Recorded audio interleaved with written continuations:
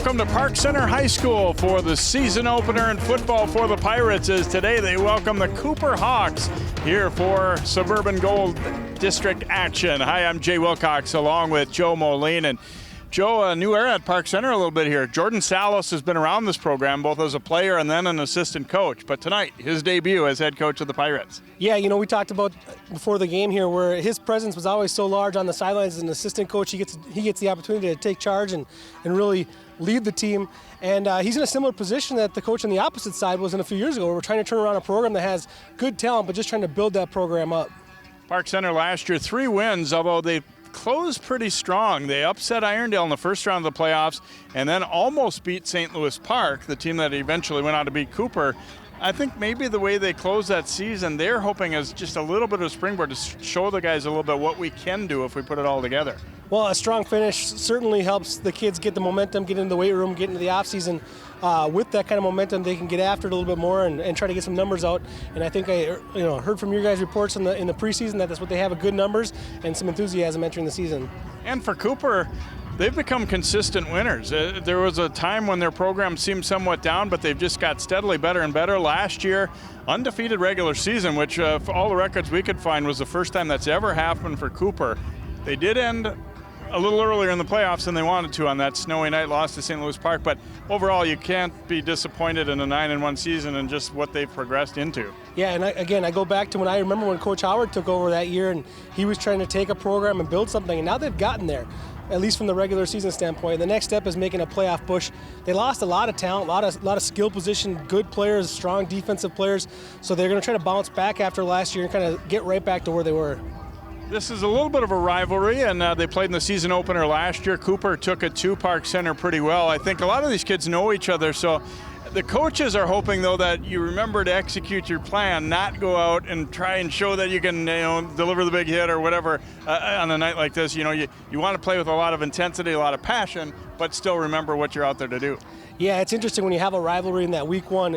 In week one, there's already so much adrenaline in the air, and now you go against rivals, and there might be a little bit of chirping here tonight. There's teams that know each other pretty well. They played in the summer 7-on-7 against each other, perhaps, and there's going to be a little bit of momentum here tonight, and the coaches are still going to have the guys to execute. All right, storms were forecast for tonight. We're hoping to get this one in issue-free in that regard. Should be a good one here tonight as we kick off the 2018 season for these two teams. It is Cooper and Park Center next on CCX Sports.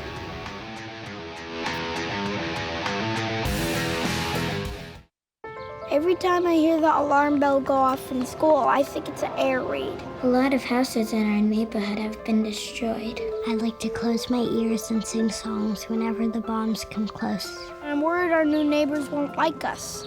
But I know it's all gonna be worth it. I just want my family to be safe. But these are not my words. These are not my words. These are not my words.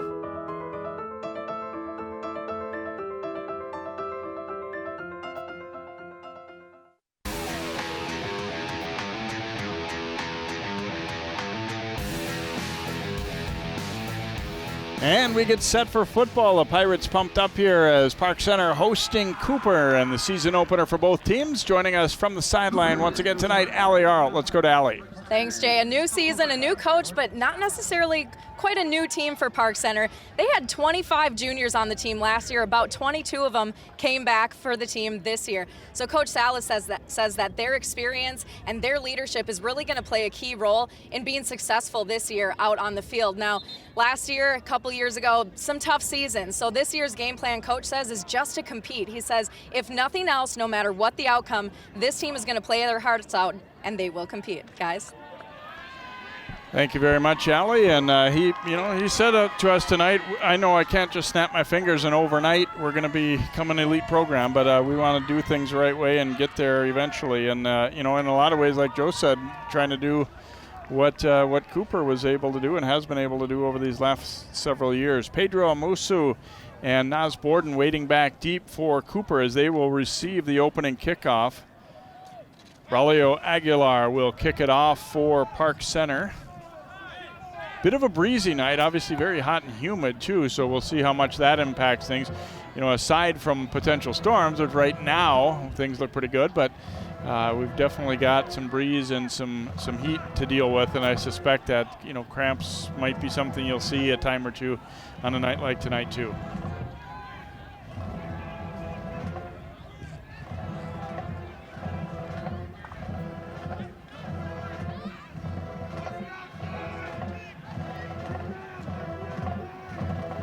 Aguilar waiting for the go-ahead here as the officials get themselves lined up and ready for play here in this 2018 season. And we are underway. It's a high, short kick. Borden coming up, runs into his teammate Amusu, but takes it up to 13. A lot of room up the left side. Out over midfield. Borden, the top running back for the Hawks, finally dragged down, but after a great return. And they'll be in good field position. Drake Raymond able to run Borden down, but he gets all the way down to the Park Center 37-yard line. You can see it's a big return there without really any challenge until you get across midfield. There was just good blocking up front. He found a lot of running room. Trayshawn McMillan, the quarterback for Cooper this year, a senior, takes over. He's been a quarterback on the way up. He was behind Cameron King, so he played tight end for their team a year ago. Here's Borden taking the handoff and a pretty good gap on the left side. Cooper has a little bit of beef up front. Cedric Williams anchoring that line from the center spot, but they've got some guys who played some football last year for them and played pretty well, and a nice pickup on that first down play as he'll get about 5.5 yards as Borden. So 2nd down and 5 coming up for McMillan and the Hawks. McMillan looking to throw, has plenty of time. Now he's going to tuck it and go. Makes a move and is wrapped up and thrown down a little shy of the 25-yard line. It'll leave him with a first down. He's going to be marked down around the 26. So first down of the game for the Hawks as McMillan on the scramble. That was a great vision by McMillan right there. He dropped back and really was under no pressure at all, but saw where that first down marker was and got upfield, got that first down. Gives him more of a running threat than Cameron King did, certainly in the last couple of years, but King was a good passer. And speaking of pass, that's complete. It's going to be ruled a catch and fumble, and Park Center's got it. So an early turnover as the Hawks, Cornelius Wooten had the catch and then loses the football. I'm not sure if it was really stripped or if he lost it on his own. No, they did get over for the strip, it looks like. Punched out of there for Park Center by Riley Peterson and then scooped up by Dominic Fees. And so an early turnover will give Park Center the football for the first time. Yeah, Wooten made a great catch right there. A nice adjustment to a ball thrown behind him, but then when he went to go tuck it, that ball just got knocked free.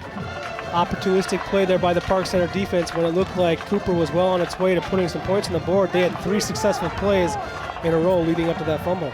Tanner Stein, very limited experience as the quarterback last year. Similar situation to McMillan in that he was played some receiver, but now this year kind of the unquestioned leader as their quarterback. Flag flies on the first down play. A give off to Shantez Hester. He's coming back off a knee injury from last year. He's a good physical specimen. He's a well-built young man there, and Hester, one of the captains, 6 foot 220, but a flag flying and an illegal formation call against Park Center. They did not have enough men on the line of scrimmage, so marching back 5. Those are the kind of penalties that you expect to see on week 1. You really hope not to see and kind of flush some of that stuff out, but first play on offense and they don't have the right alignment. That's a unforced error there on the Pirates. So a 1st and 15 coming now for Park Center.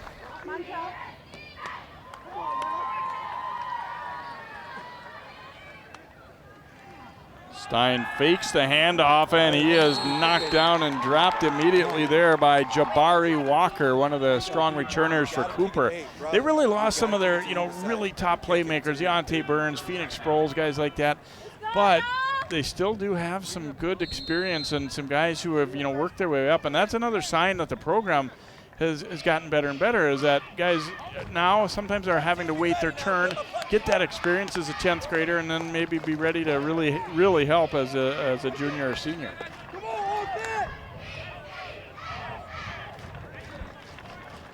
So second down and about 17 now. Stein's going to swing it out in the flat, but they were not on the same page. They're looking for Hester.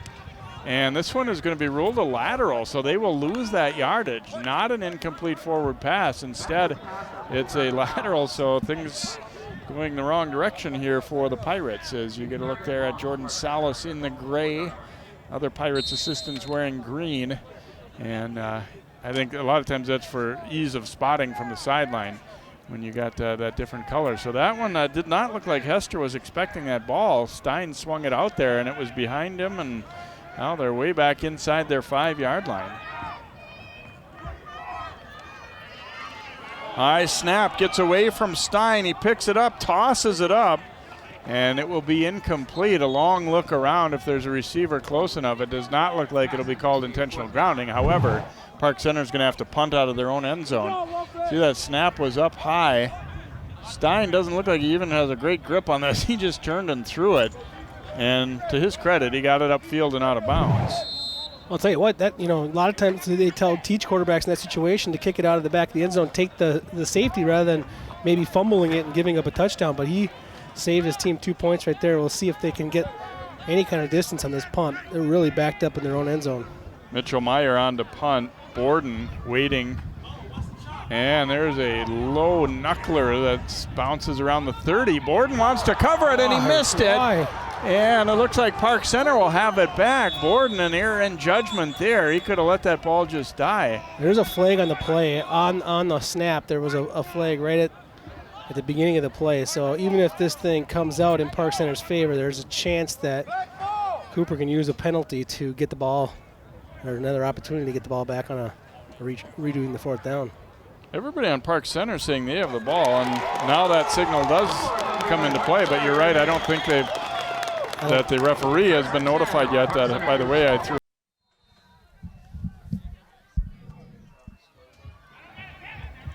Welcome back here to Park Center.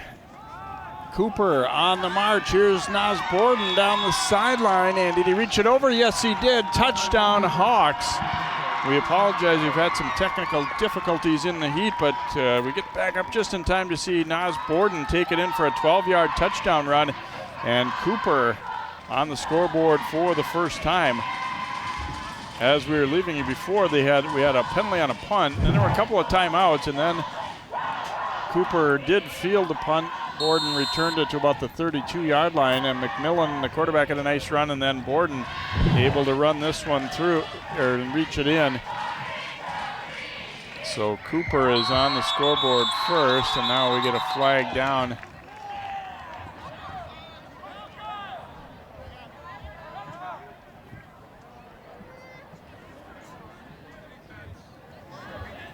Just dominated the drive there by Cooper, really establishing the running game. They spread them out, 4 wide receivers throughout that possession, spread that Park Center defense out, and then had their way with him up front.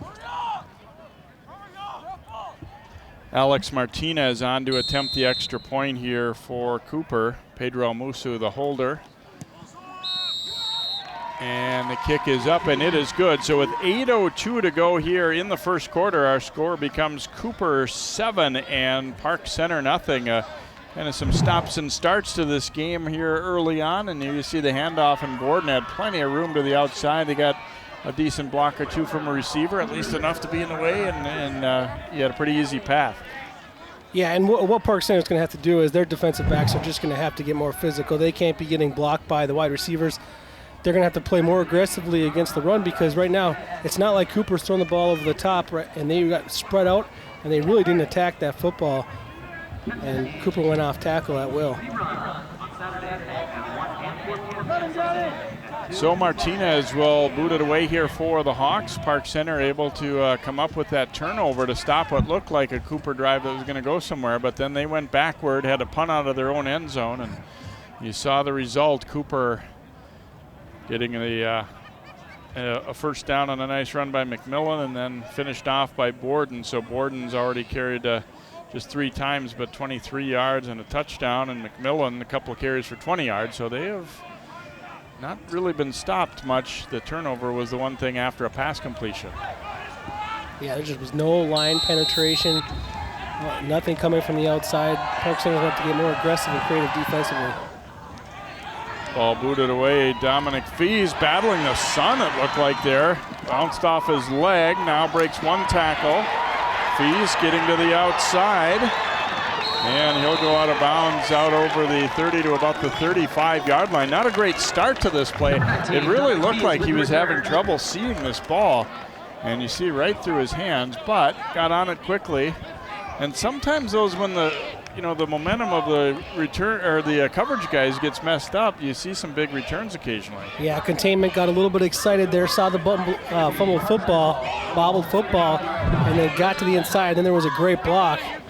The container on the outside got knocked over, and with that one good block, broke free. That was a play that Park Center needed, though, a little bit. And they haven't really had a successful play yet in this ball game besides that fumble recovery. And here's another one right here. Let's see what their offense can do with a little bit of momentum. Stein and company better field position this time, too, as they'll have it at the 35-yard line. Tamba, the single back behind him.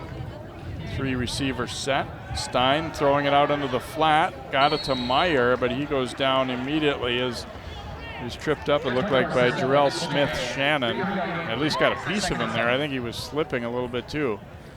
One thing that's really noticeable just here in the first few plays of the game is watch the speed at which Cooper gets to the football defensively versus the way Park Center has done on the opposite side. Cooper's really getting after the football on the outside. You mentioned Smith-Shannon there, and on the opposite side you have 17 Malik Wilson. Wilson's been disruptive, even though he hasn't have a tackle yet, but he's been in passing lanes and been running around, giving that offensive line all kinds of trouble. Only a 2-yard pickup there. A 2nd down and 8 now for Stein on the Pirates. Going to throw it deep this time down the sideline, batted in the air, and well defense there for the Hawks. Is getting his hand up on that one was Rashawn Keaton, or was it Amusu? Looks like Amusu got a piece of that ball, so Stein's pass incomplete. You see the defensive starters for Cooper. I asked Coach Howard, do you have some beef up front again? He said, maybe not quite as big, but we got a couple of really strong guys, the guys that are hard to move off the ball, kind of built like a block in there a little bit. Charles Washington, one of those guys at 5'10", 245, and Walker's a good agile lineman in there too. So 3rd down and 8 coming up for Park Center. They trail at 7-0. Stein's going to hand it off to Tamba. And Tamba will be short of the 1st down, although it was a decent gainer. He'll be about 2 yards short, it looks like. Well, he almost got through there enough to make it interesting for that 1st down.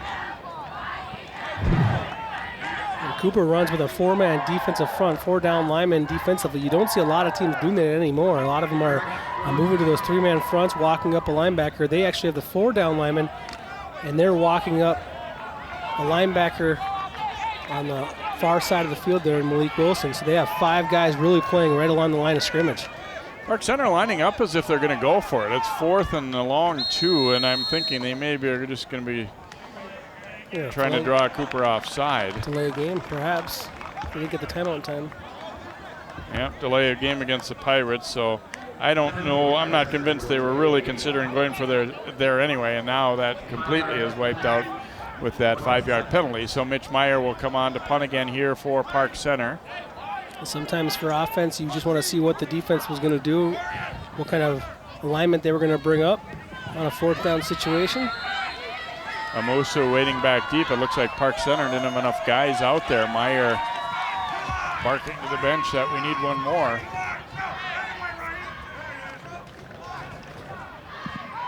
Meyer, a high, short punt. Gordon will come up and take it, or Amusu rather, at the 30. And Amusu down the sideline. 1 block, and he's going to go. No flags, and Cooper's lead grows to 2 touchdowns. A 70-yard return by Pedro Amusu. Well, in this one, it's hard to really break it down any simpler than this. Park Center just didn't have enough speed down the field. There was just nobody in his vision when he catches that football. He's got a clear lane. Great blocking out front. And usually you're going to get popped when you feel the ball that high. Park Center just doesn't have enough team speed out there to keep up with him and to get on him while that punt's in the air. A high punt like that, you would think you have some kind of defensive presence around him when he catches that football, and there just was nothing there for the Pirates. I tell you what, they look like they didn't all come off at the same time on the snap. I think there might have been an issue with the snap count because it just seemed slow in getting everybody going too. Extra point try by Martinez is up and good, and so Cooper striking again with 5:59 to go in the quarter, just over 2 minutes after their previous touchdown. They get one, and you're right, Joe, as a return man, they don't get a whole lot easier than this one, because he really only needed that one last block, and I don't know that he was touched. Pedro Amusu going to be a key player for the Hawks this year. He had a really nice year last year. And he was fired up about this season, and all those guys are. And that, like I said, that's just kind of the way they've been able to build a program. They don't say, well, we've lost Ante Burns, we've lost Phoenix Sproles, how are we possibly going to be as good? That's not the mentality at all. Yeah, and honestly, I remember, again, covering the beginning of Coach Howard's tenure here, and it was a program that would, if they lost a couple of key players, they'd hang their heads a little bit and, well, how are we ever going to recover from that? Cooper's turned into a program now where every year they got a couple of great athletes and they turn them into college football players, and these kids are going off and being successful. It's a lot of fun to watch, and you can see out here they don't look like a team that's playing week one right now. They're out here, they're dialed in.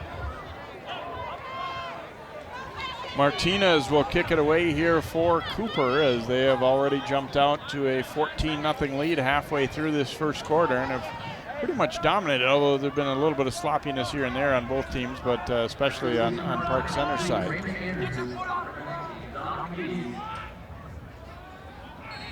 Fees, who struggled with looking into the sun that last time, he's back deep there with Raymond Andrews.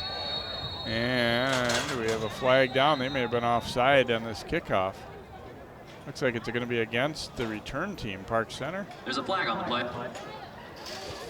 Maybe not. Yeah, offside on the kicking team.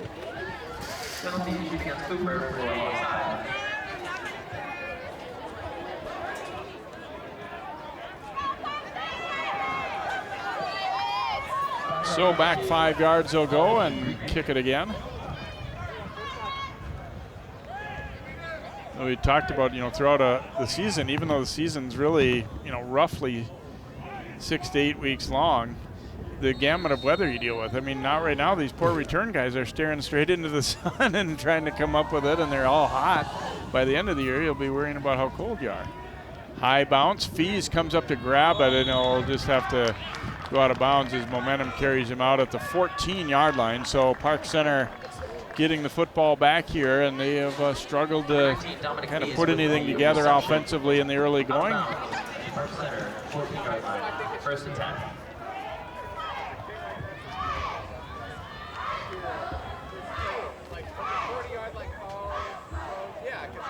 Yeah, Park Center just has to get something going here. They gotta feel some success and get the sticks moving, get that Cooper offense off the field for a little bit.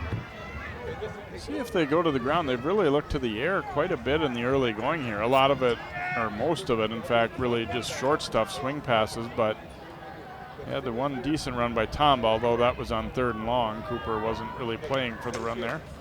Stein's gonna hand it off to Tomba, shakes a tackle, and then ridden down hard from the backside pursuit, but a nice run, and that's exactly what they were hoping to get going on this sequence. Justin Madison with the stop for Cooper, but it is enough for a first down as he picks up about 13 on that carry.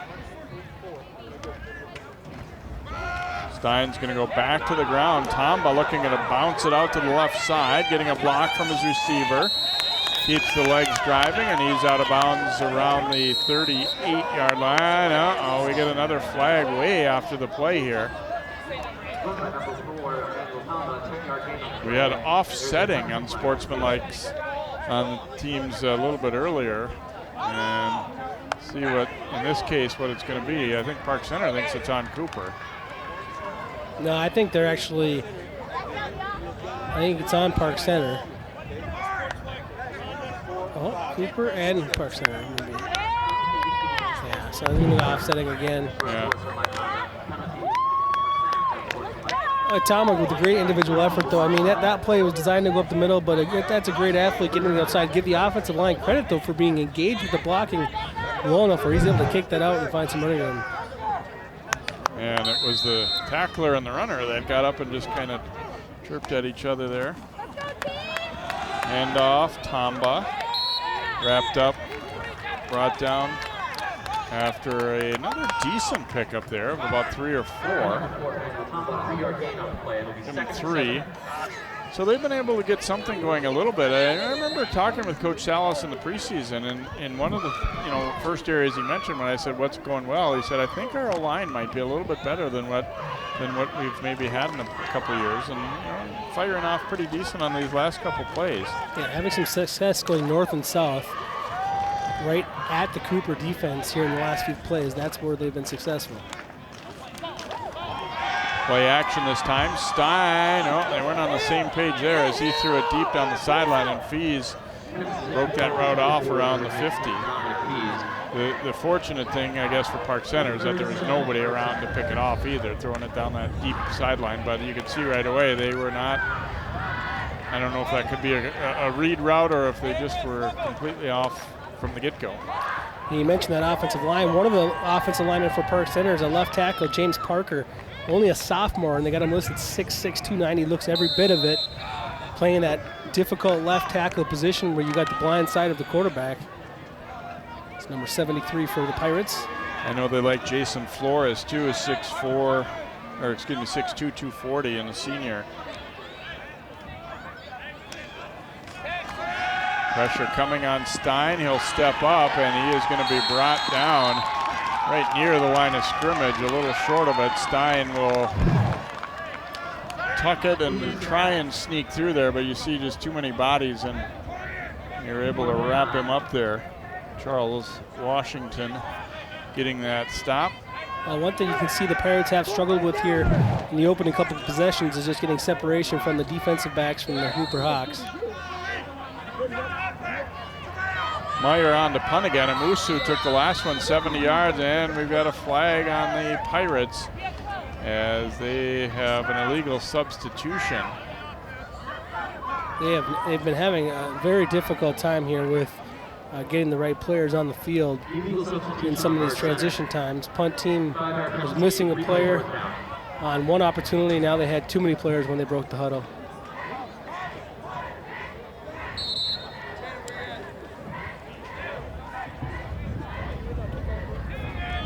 I think it's always a little bit of a question, just how much special teams work do we have time to put into practices in the early season like this when you still, you're really trying to establish your offense and defense too.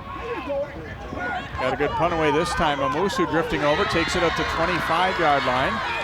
This time he's hemmed in a little bit. Still a good return. He got about 16 out of it before he was shoved out of bounds there by the Pirates, Manuel Garcia. But again, to your point, Joe, there's no one down there. They took an awful long time to get there. Yeah, the gunners just aren't there.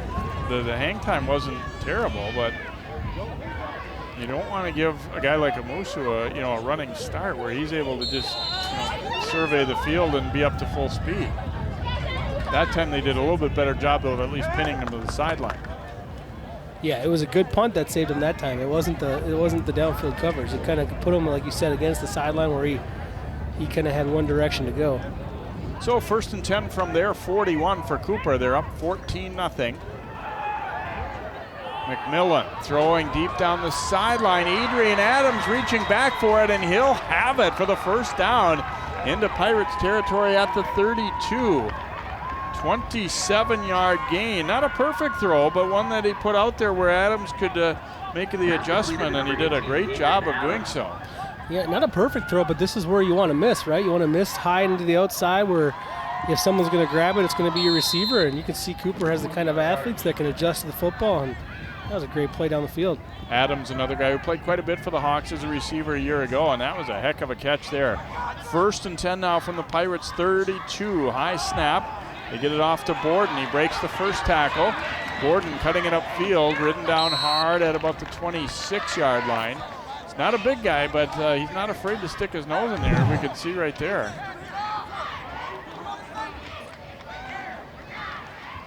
See, he was able to make that first guy miss. And then at the end here, watch, he knows that, okay, this is the seam I've got to try and get to. And he paid the price, but good run. Eric Phillips did a great job getting out there from that middle linebacker position, running that down. And the defensive back, the cornerback, really held his ground. McMillan fakes the pass, then fakes another and takes off himself. McMillan bouncing it to the outside. He's going to go in for the touchdown. McMillan, a 26-yard run. Boy, he just froze the defender with that fake and then took off, and he goes the distance for the touchdown. Boy, we can see why it didn't take Willie Howard long when I said, how comfortable are you with McMillan? He jumped in right away and said he's one of our best leaders, and we feel great about him being our quarterback this year. Yeah, I mean, in these couple of touchdown drives that they've had now, you just see Cooper just looks to be outmatching them right now athletically. They get out on the exterior right there, and nobody had a chance to stop McMillan. He just looked like a premier athlete out there on the outside. Park Center could not get to him fast enough, and Tyree Brooks was out there on the corner, and he kind of took a big swing and a miss out there. And Martinez bangs another one through, so Trayshawn McMillan getting it done tonight. 26-yard rushing touchdown right there. And so Cooper already 3 touchdowns in this first quarter, and exactly what Jordan Salas was hoping wasn't going to be the case tonight. His team getting overwhelmed early. And they've struggled with execution, really in a lot of different phases of the game too. It to be blunt, looks like right now Cooper has a chance to score every time they have the ball. Oh yeah, and you don't like saying this when you're covering both teams and you want it to be a nice even matchup and you respect both programs. But right now it's Cooper just looks in a different class, different league right now than Park Center. From the way that they came into the game. From just being out there getting after it, but also just the kind of athletes that they're running around out there right now. It's just a different level right now for that Park Center is just not able to hang. Good news is it's still pretty early in the game. I mean, you can right the ship at least somewhat. They got a drive going, but you gotta right now be a little bit concerned about how things have gone, obviously, in this early going. Fee's coming over. It's off his shoulder and scooped up by Andrews, and he will be tripped up at the 15-yard line. Again, didn't communicate at all, though they ran into each other. And Park Center will have it at their 15 as this possession begins. A little over 3 minutes to go in the opening quarter.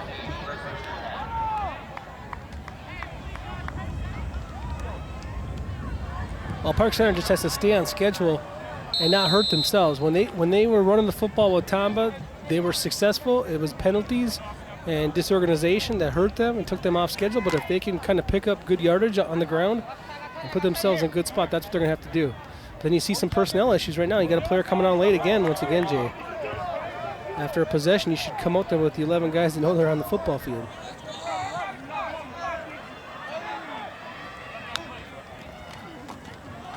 Stein handing it off and nowhere to go this time. A painful trip to the ground there as Madison wrapping up on Tamba.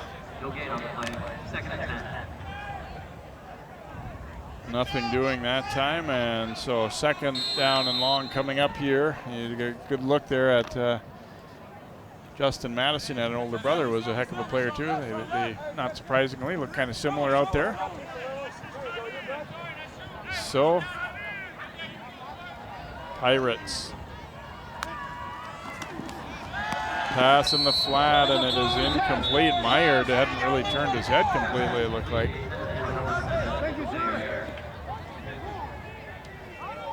You see Meyer, that's probably one they practice quite a bit there. Meyer's trying to get around to the outside, make sure that block sets itself up, and you can see, obviously, from Stein's perspective, he's seen how speedy this defense is, and he wanted to get rid of that ball a little bit quicker than his receiver was ready for. So third down and 10 for Park Center. Boy, you'd love to at least get your, at the very least, some room for your punter here and get the ball out a little bit away from your goal line farther than what they are at right now. Stein dropping to throw, fires, and it is incomplete. Not held there along the sideline. And it will be fourth down for the Pirates. His Fee's not quite able to come up with that one. It was hard to tell if he was going to be in bounds anyway, even if he had caught it. Might get a better look here. Actually, not too bad a throw, it seemed, but yeah, he was going to have a tough time dragging that foot in anyway. Amusu waiting right on the PC logo near midfield as Meyer comes on to punt again for the Pirates. They've had some adventures in punt team here so far.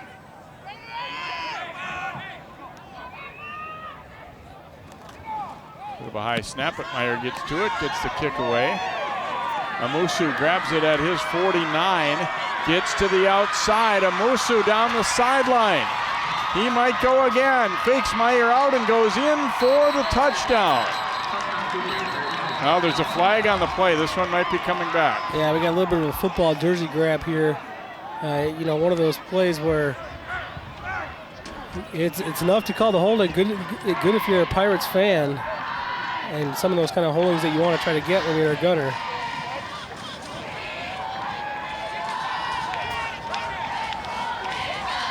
You're going to have to start thinking about not punting in the football anymore, though. Got a personal foul shot to the head or face is what the signal was from the official. So wipe out what would have been the second punt return touchdown of the game already for Amusu, and we're not even at the end of the first quarter. But obviously this one does not count. You see again, he's got all kinds of space when he gets out there. And we've certainly kind of gotten on Park Center for coverage, but those Cooper guys are engaged. They're doing a nice job of engaging early. They're getting a piece of the guy they're supposed to right away, not letting him, get a good run downfield. Yeah, I mean they're beating them at the point of contact, right? I mean that's. I mean, so I'll take it the opposite. Instead of getting on Park Center, I mean Cooper's punt return game is on point. I mean they are locked in, blocking, giving them all kinds of running room. So the penalty will put them at the 45 of Park Center, a 15-yarder from the spot there. Handoff goes to Borden left side. Had good room initially, and then Hester wraps him up and drives him backward. Hester losing his lid in the process, but see where they'll mark this. About close to a 5-yard gain, maybe 4. Shantez Hester is a great football player. He jumped off the page last year, too, in covering Park Center. Had a couple of great games that I saw.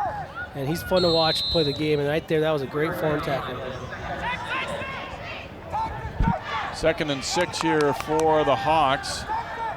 So he was driven back, but the initial gain wasn't bad there.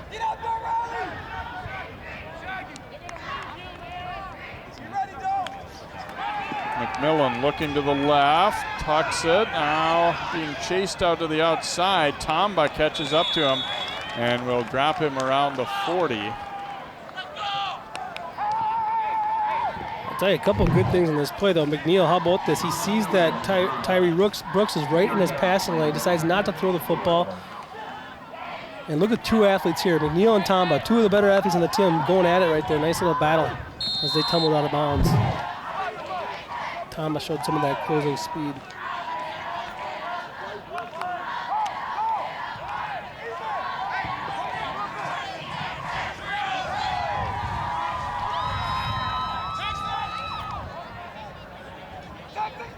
So 3rd down coming up here.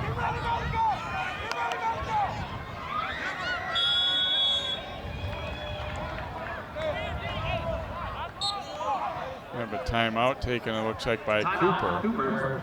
So their 2nd timeout.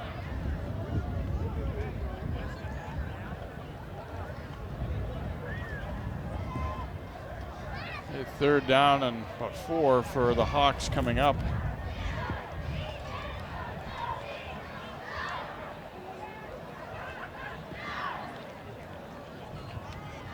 School getting ready to start, of course, on Tuesday in the Robbinsdale and Osseo districts. It's kind of always a different thing. You get that first couple of weeks you're practicing during the daytime, and then you play this first game before you've been to school. It's kind of then you get settle into that rhythm of after school time and practices. But always an exciting one, this first game, and obviously it's been a little more exciting for the team in the white jerseys tonight so far.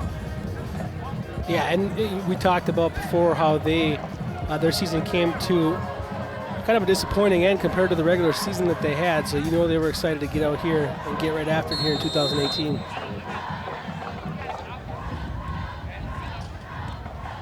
McMillan trying to get them another first down here. Throwing, oh, and incomplete for Dekejian Clay.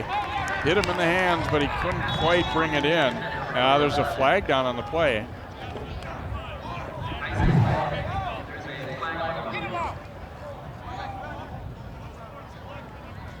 We got an unsportsmanlike conduct against Park Center. So this is going to give Cooper a first down. That's really unfortunate for the Pirates. They came out here, had a pretty good defensive stand. Now, obviously, it was a fourth down situation where maybe the Hawks would have went for it, but they made a couple of good defensive stops in a row on a third down play there. Their defensive back had great coverage on the outside, and now an unsportsmanlike misconduct kind of puts them in a tough spot here. So it'll be a first down at the 24-yard line now for Cooper after Park Center appeared to have had a stop there.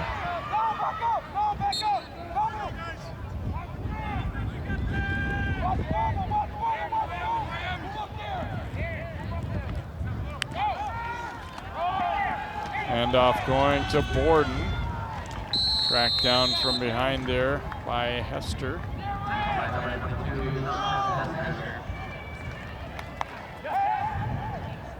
But again, Cooper getting pretty good push there as he'll pick up 6. That's the thing on the, even their run plays, even the ones that haven't really broken big have generally still been in that 4, 5, 6 range. Yeah, push is the right word there because, again, it didn't look like a big play at all, but because the whole offensive line simply moved the defensive line back 5, 6 yards, it's a 6-yard pickup. McMillan fakes the handoff, rolling out to his left, throws on the run and incomplete. Tough ball to squeeze in there, not too poorly defended as he was looking out there in the flat and didn't quite get it exactly. It looked some semi-catchable, but not quite enough. Showed some great arm strength there. It looked like an out pattern that took a little too long to develop, though. As he rolled to his left there, it just took a while for that play to develop, and then by the time he threw it, the defensive back almost got in there in the passing lane.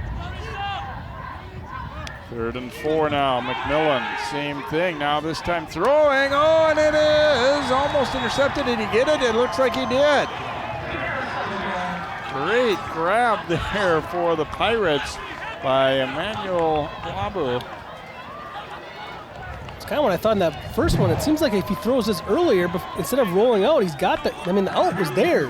The first down was there. If he throws that as soon as the receiver broke off, the coverage was not there. He was wide open from the beginning, but what he did is he ran into the coverage of another receiver, and that's where that interception came from. He actually was uncovered, and the two receivers crossing brought them together and brought the defense into the play. Well, that is a heck of a grab there. He's just stuck out one hand and then kind of tipped it to himself twice and winds up with the pick.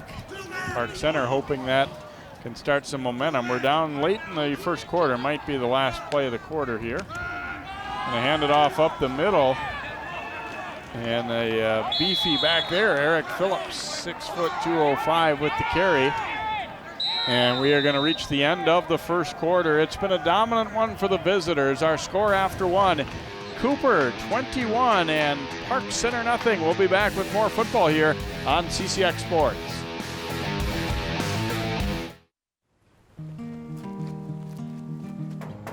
Hi, Meals on Wheels. I'm Marco. I'm a college student and I volunteer as a driver for Meals on Wheels.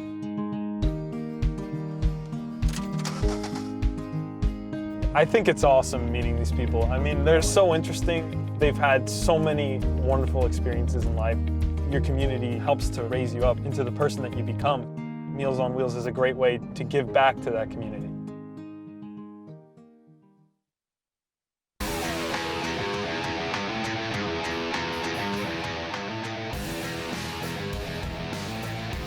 Welcome back here to Park Center High School along with Joe Moline and Allie Arlt. I'm Jay Wilcox. Cooper dominates the first quarter. They lead it by a score of 21-0.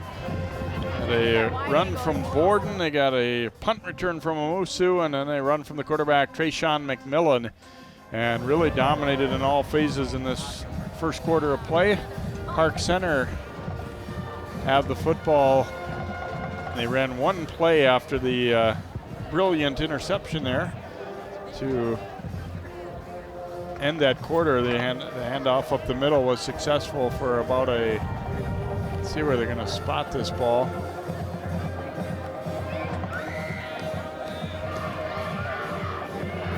About a 7-yard pickup, it looked like.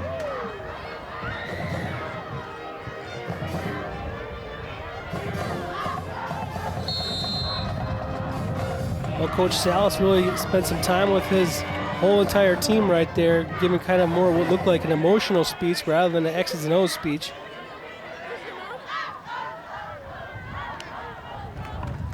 Gonna give it to Phillips again. Phillips wrapped up and then knocked back. Probably a good idea to go low against him, and that's what Malik Wilson did there, and then waited for help to arrive. However, it is going to be enough for a first down as they've been able to establish the run a little bit here. I've been a fan of what Malik Wilson's done in this game so far. He's had a pretty big impact with his speed on the outside, and that time held on for dear life. As you said, waited for some help. But Phillips with 2 nice runs for the Park Center Pirates and gets that key first down to give them some breathing room. They just really haven't had great field position all game long. Even on the 2 times they've had defensive turnovers, they've got it deep in their own zone, so we'll see what they can do.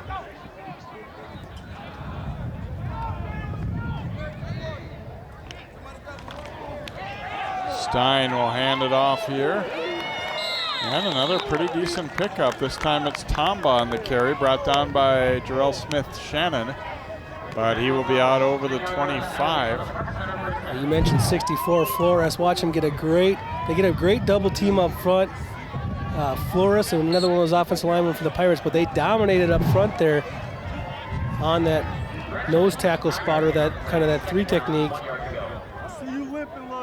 on the offensive line. So a big double team up front opens up that big hole, and Park Center's offensive line's got to be feeling good after those last 3 runs. The thing is, when you're able to run it like that physically between the tackles too, I think it takes away that aggressiveness of the defense a little bit for your other plays, and that's what they're hoping anyway. Stein throwing it out, complete in the flat, but quick wrap up as that one was well defended by Amusu. He got there in a hurry. And you see Fees really had no chance to escape him there. They actually might lose a short amount there, or right about back to the line of scrimmage anyway. Again, impressive play from the secondary of Cooper. Park Center has not been able to loosen them up. Even when they've picked up good yardage up the middle, they have not been able to do much to that secondary to back them up a little bit. And Amusu, great physical play, but also reading the play so well that the blocker that was supposed to come out and chip him had really no chance to get there. They go back to Phillips, trying to bounce this one to the outside. Well pursued by Cooper, and it looks like he'll be, very close to the first down. He might be short. Phillips, I think, being told, you need to get upfield a little bit here. Outrunning these guys isn't going to be your bread and butter. He's a big guy. And it looks as though he is short. We have an official timeout for an injury here for Cooper. Yeah, when you give the ball to Phillips on 3rd down and less than 1, you're expecting him to put his shoulder down and run that first tackler over. And I've talked a lot about Wilson so far in this game. This is a big injury for Cooper. He's been really good. He's one of the defenders that pushed Phillips out to the side there. See 2 teammates coming together. Oh yeah, it looked like the leg of his teammate kind of maybe leg whipped into him a little bit there, and took a kind of an awkward fall. On Park Center, the way I punted the football today and the way the defensively is went, I'm going for this. I think they are too. I mean, it's time to put your head down and let your quarterback run a quarterback sneak. That's a lost art in the game right now, I understand, but get behind Flores, right, and get that first down. Yeah, and other than that last play, they really have had, a decent amount of success running the ball between the tackles too. Everybody goes out of the shotgun, even on 4th down and inches. They will go right up the middle. Hester with it, and it looks initially like he'll have enough of the first down. Didn't need a lot, didn't get a lot, but able to plow forward, and he will pick up the first down out over the 37. So give Hester the carry for the first down, and Park Center new set of downs to work with here as they try and get a march going and chip away at this deficit, trailing at 21-0 after a fairly disastrous first quarter, really. And that's got to feel good for the offensive line to have your coach have the faith in you to go for 4th down and 1 at the 25, your own 26-yard line.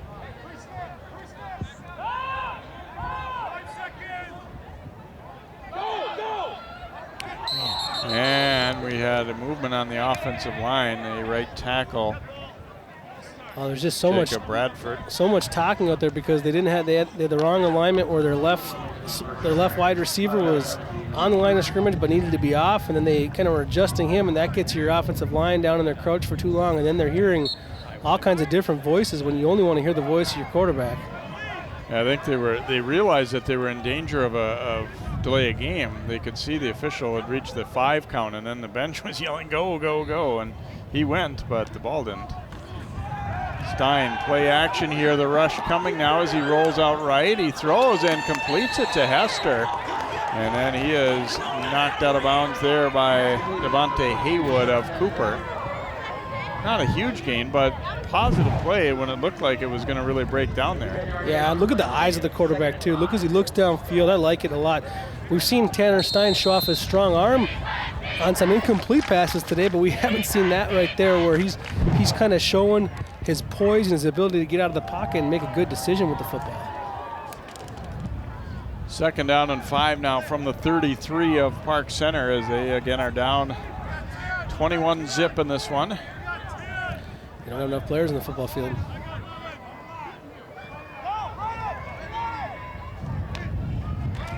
Stein running option left, bounced away from the first tackler, but then the next wave coming, and he's going to be stopped a couple yards short of the first down, or of the line of scrimmage rather. That one was kind of dead on arrival there, right when the play started. He was like, "Oh, that's not going anywhere." He actually did a pretty good job to make the first guy miss.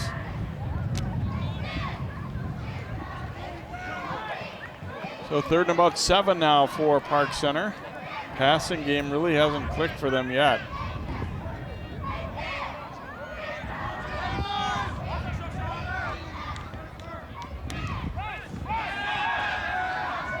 Stein throwing low out into the flat, and it is incomplete. Going to be a tall order to get a first down out of that one anyway. He went to Trey Stork, a tight end, but just didn't get enough on this ball, and Stork was kind of still turning. So Park Center got a little bit of positive movement forward, but then now forced into a punting situation again here. And you can see there's just not much room for error, right? Then 2nd down, they don't get much, and then it kind of takes them off schedule. And then on 3rd down, they throw a football that, like you said, wasn't going to give him much of a chance. He wasn't catching it running forward if he would have caught it, and also he was catching it well short of the sticks. Meyer, low punt, trying to knock it away from Amusu. He is going to come over and field it on the 33 and then tackled immediately. So it wasn't a thing of beauty, but actually a good punt just because of the way he was able to angle it away from Amusu. Brooks on the tackle.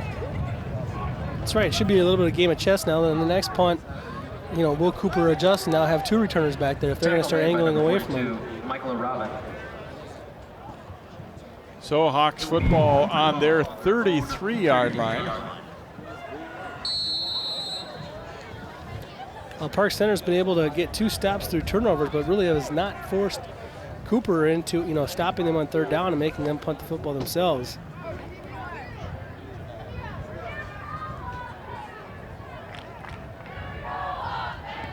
I wonder if Cooper doesn't keep on going back to that passing game a little bit because it's there and you want to be able to get it right, and it's a great opportunity to keep on working on it.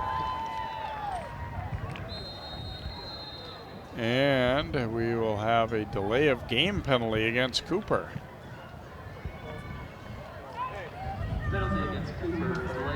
Didn't really feel like an abnormally long time. A lot of times you can kind of feel it that it's, it's extra time. That one didn't really seem like it to me, but. Yeah, and a lot of times when they change possession, you don't even need to huddle. You can kind of come out of the break with a play called ready to go.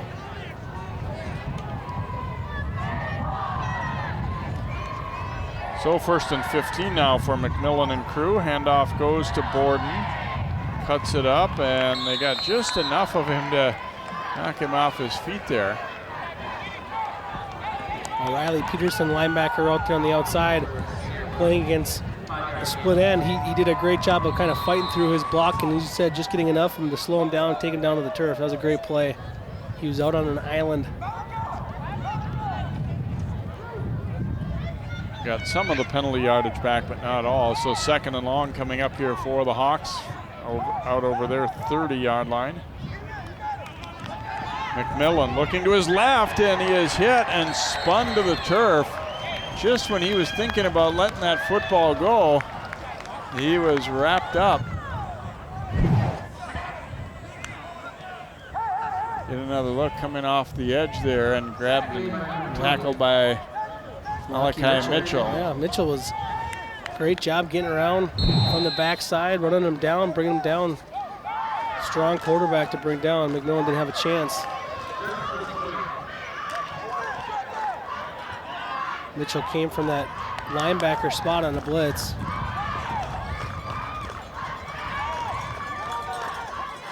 Third and 17 now for Cooper. McMillan again looking to his left, throwing for Adams. It's batted up in the air, and then Adams comes down with it at the 45. Juggled it, but he'll get the completion and a pickup of 19, and they get the first down. That's a big one for Cooper.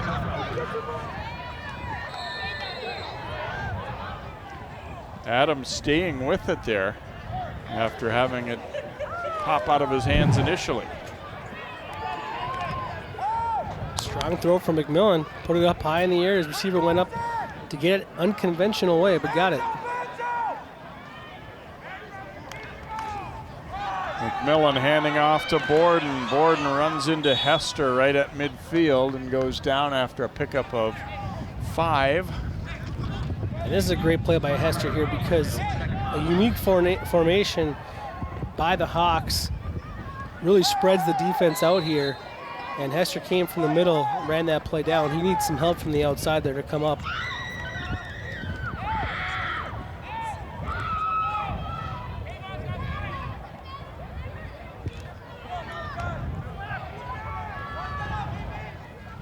I think Cooper in some ways wouldn't mind a nice long drive, finish and score a touchdown in the last minute or so. Get some things established. McMillan rolling to the left, throws, and it's complete. Wooten shakes a tackle and another, and then he is popped pretty good by Phillips, but he'll have a first down into Park Center territory at the 38, a gain of a dozen. Oof, that was a sweet first move and then a nice spin too. R2 in a circle. Nice moves. Video game moves out there in the flats. Back to Borden on the ground. Oh, he nearly snuck all the way through there. Nice job by Peterson to wrap him up, or he might have been still running. 5-yard gain on the play. Cooper right back up to the line here. Yeah, going with pace right now, and that's seems to be working for the Hawks in this drive. McMillan getting the signal from the bench here as he takes a snap, goes back to Borden, trying to get to the outside and does so. Now as Borden now cuts it back across field, and he is going to walk in for a touchdown. 34-yard run for Borden, his second TD of the night, and Cooper's lead grows.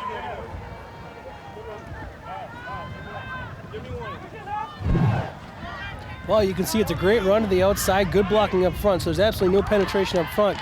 And once they picked off Eric Phillips, it was off to the races. Phillips had the one chance at him, had a good angle at him, and then one thing a little bit disappointing on the backside here, there was no effort from the weak side cornerback to get back into the play right here. So when he cuts back across the middle, there was no backwards hustle from the defense to stop him from cutting all the way back. They were still up near the line of scrimmage watching that play. Martinez bangs another one through. They're 4 for 4 on extra points. There you get a look. He easily outran that one, and then you see no separation either as a one key block from the receiver. And yeah, at this point you're wondering, our guy's got to be flowing back there. It just wasn't there. And you know, one thing that's really standing out here tonight too is Park Center is not getting enough run support from their cornerbacks. You know, you saw the one defensive back cornerback get blocked pretty well there on the outside, but it was again on this side of the field. That cornerback, yeah, he's not in the play initially, but he's the one that's supposed to have the speed and ability to break back into that field, at least make a touchdown saving tackle. All things that will be seen on film and learn from, you know, a young Park Center team that's trying to, you know, change the program again. So far, so good for those guys. The Cooper sideline right now, you're seeing lots of smiles, but they know there's still plenty of season to go, where you've got to stay sharp. You don't pat yourself on the back after the first half of the first game, right? No, you don't. Yeah, and if you're Park Center, what you do is you grab game film from this game, and then you go back and grab Cooper's game film 6-7 years ago and see where they were at, and say, you know, this, you know, it's possible. But it takes, you know, a lot of work from the program, a lot of buy-in from the kids. Martinez getting set to kick it off here for Cooper. They have controlled this one throughout, leading at 28-zip. Andrews drifting back to the 7, trying to cut it back across the middle, but Pursuit gets there, and he goes down hard out over the 15 to about the 16. And a little pushing and shoving, but they quickly separate there at the end of the play. So Park Center getting the football back.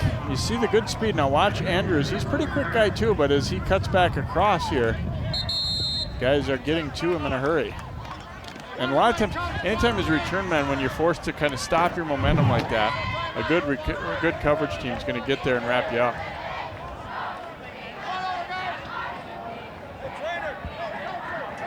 Like we might have a little bit of an injury for Cooper, perhaps. Now this might be a water break situation with the temperature where it's at. I think there's kind of been an agreed upon, we'll take a mandatory water situation here.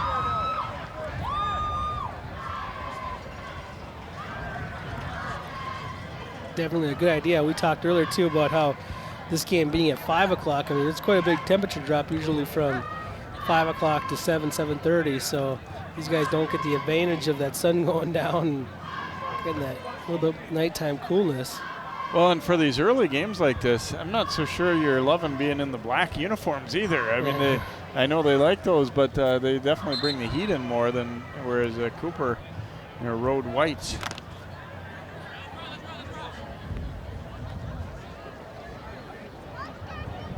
Pirates will have it again at their 16-yard line here. A little over 4 minutes to go in the first half. It's been all Cooper. They lead 28-0. If you're Park Center here, you know, you want to get a drive going, but you also want to make sure you don't, you know, give the ball away deep in your own territory too.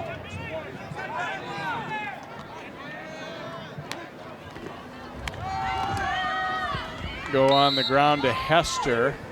Pickup of 3 on that carry.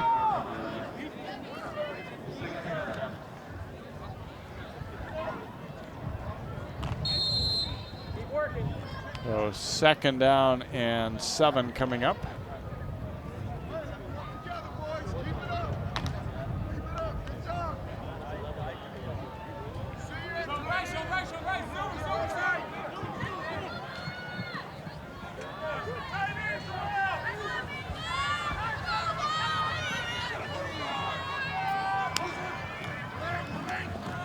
Hand off to Meyer, and he is wrapped up and dropped as Kellen Andler getting there quickly for Cooper.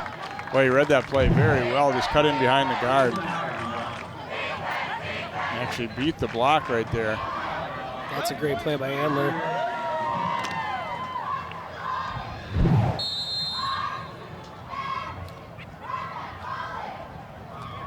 Park Center just on 3rd down and long. I mean, no one likes to be in this situation. It's not an easy situation to be in, but Park Center hasn't proven to have been able to have the wide receiver separation that it takes to throw the football on 3rd down and long.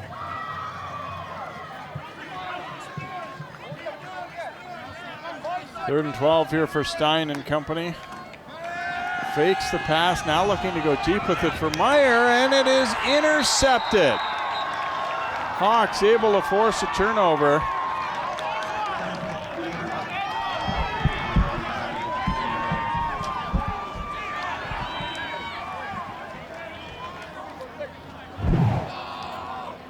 see Meyer tried to get the pump and fake and tried to get the, what they're trying to do to open things up there, trying to get a pump fake to open something up there. Talked about that lack of separation, and the pump fake didn't do anything for them offensively there, and Meyer hadn't really finished his route. So again, I think there's a little bit of a tendency to throw the ball quicker than his receivers are ready right now. It's actually happened between Meyer and Stein twice, as Cooper now takes over at the Park Center 35-yard line.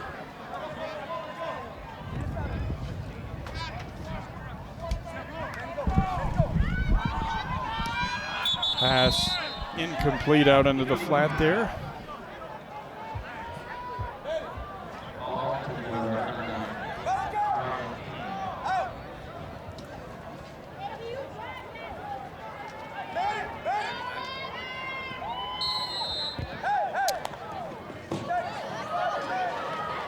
Cooper's in a good situation here where they can punch it in. You gotta, you always tell a losing team to not worry about the score on the scoreboard, keep playing the football game. You want to tell a winning team to do the same thing here in this situation. Don't look at the scoreboard. Put in your two-minute offense and put some points on the board here before half is over. Oh, and McMillan is dropped for a sack there. As closing in quickly was Marvin Draguna. And McMillan, you can see, didn't see this one coming. All of a sudden, did a good job to protect the ball. Looked like he might lose it there. That's good for Draguna because he's actually been one of the players that's been kind of on and off the field, not remembering when he's supposed to be on the field sometimes, getting yelled at when he comes off the field. So it's a good, positive play for a player who's probably not had his best half of football here tonight. And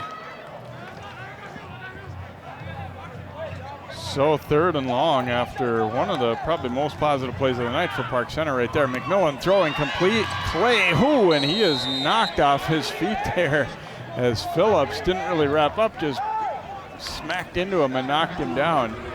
Ordinarily, you'd say that was a pretty good play because they got about 11 yards, but not nearly enough for the first down. Watch the hit here. Phillips just runs him over. I like Phillips' ability to get to the football. He came from the middle linebacker spot. For him, he's playing a pretty solid football game here tonight. If he could get a little bit of help on the outside, he could really be a heck of a linebacker.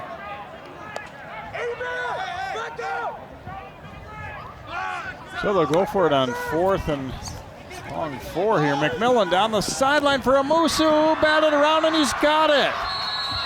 Touchdown Hawks.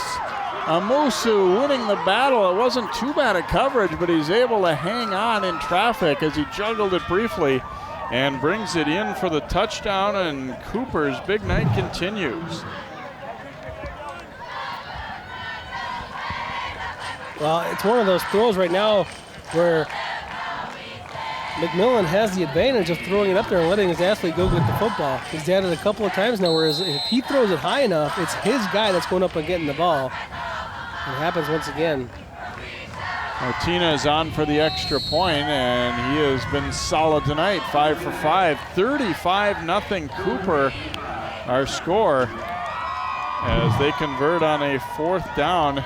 Another look, watch a nice concentration by Amusu as the defender cut right across in front of him. And he got wrapped up as he was trying to haul it in too, but he's still able to make the play. And I don't know if that route was intended to have those two receivers that close together. It kind of looked like one of them got a little bit away from where he should have been because it brought a lot of people into the area, but it still works out for Amusu and McMillan. And it was Fees who came over there and nearly got his fingertips in the ball. It almost looked like because of the deflection or the tip catch that it looked like he got his fingertips on it, but I don't think he actually did. But Fees was just, you're talking inches away from being able to knock that football away. And I think in a spot like that too, going for the breakup was the play to make there. But Musu did a nice job of concentrating on that one.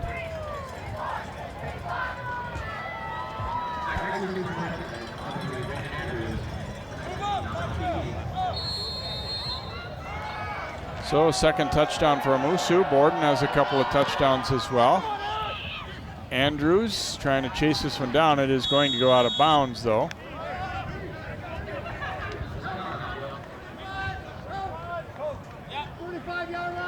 So kickoff out of bounds here will give Park Center good field position here as they have been overrun in this first half.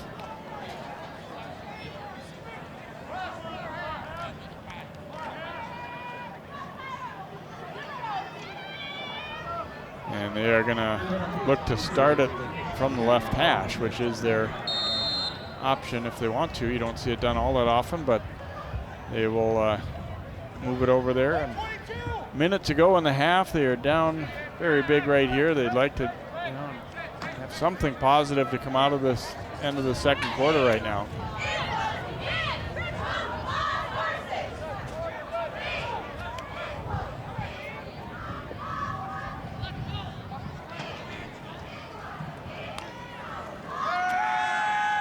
Stein looking to throw. Madison gets to him. He turns and tosses it here. That's going to be an intentional grounding. It looks like he was being wrapped up, but nobody out there at all in a black jersey.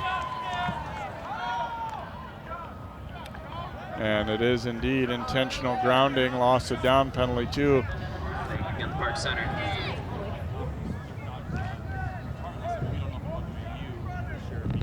Stein trying to get rid of that ball, but was already really being thrown to the side there too. That's kind of what I was thinking. 15-yard penalty. I need to talk to Gerard and Bill about it because I don't want to deal with that. Not a barn burner to start the drive there. No, he just felt the pressure, but then just couldn't get away with it. And Stein firing short to Tomba over the middle. He got away from the tackle, and here comes Tomba showing off the speed. Emmanuel Tomba knocked out of bounds all the way out near midfield. We have penalties galore, though, way back in the backfield.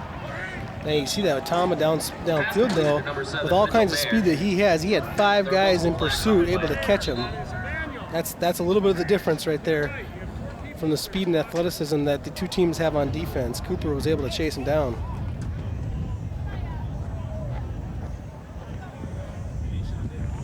And we again are going to have offsetting unsportsmanlike, so I believe the play will stand. Yeah, it will, down to the 49.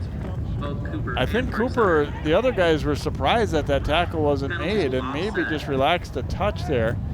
And then Tomba able to get to the outside. But you're right, Joe. They took the angle properly, and they had multiple guys who were going to keep him from making that a really long play.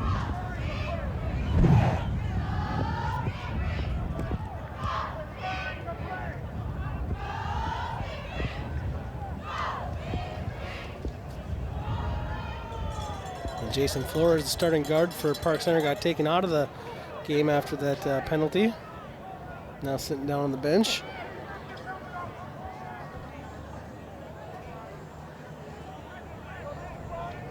John, you got water for them? I already got it in there. So it will be first down for Park Center at Cooper's 49. There's 46 seconds to go. Got a couple of timeouts to go.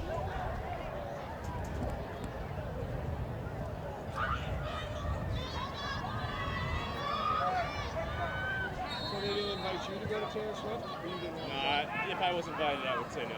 I got my haircut with Sam the other day. That's what I heard. He told me he has haircut with you. Yeah, I bumped in front of my own. Stein taking the snap, fires, complete to Tomba again, and a nice tackle there as he's thrown down by Haywood. And then Park Center is going to use a quick timeout. Went back to a similar play, only cutting across the other way. Only got a couple this time. 2-yard gain on the play. It'll be 2nd and 8. Timeout, Park Center. So the Pirates down to 1 timeout remaining. They'll have second down, about 8 yards to go here late in this first half. See the wind picking up, which you hope that doesn't mean blowing some weather in. I think we're going to be good for tonight. It is, as you do mention the wind, though, Park Center will be thrown into the wind here if they are to go deep down the field.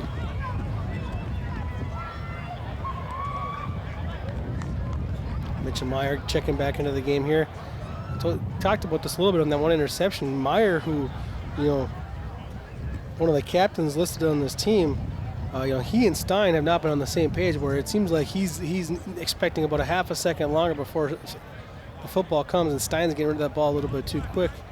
Another thing that they can work on here, just to get little things that they need to improve on for next week, just the timing between their quarterback and one of their top receivers, just another one of those things.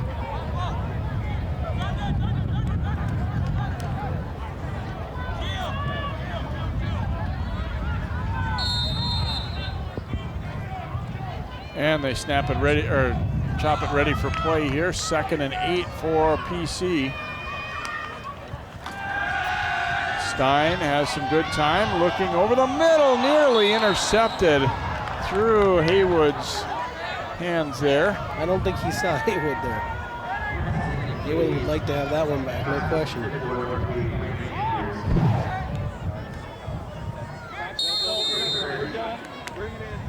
Yeah, he was looking at his receiver crossing about 5 yards behind Haywood. Now bring up a 3rd down and long now for Park Center.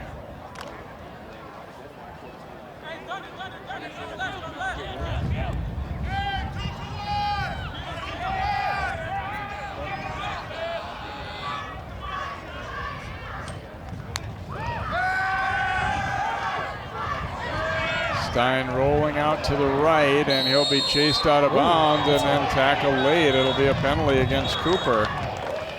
As not letting up there was Washington. He had forced him out, but still tackled him well into that sideline. So what was going to bring up a 4th and long is now going to give them a 1st down, it would appear. Now Washington didn't realize he already had him behind the line of scrimmage. That was going to be a sack for him.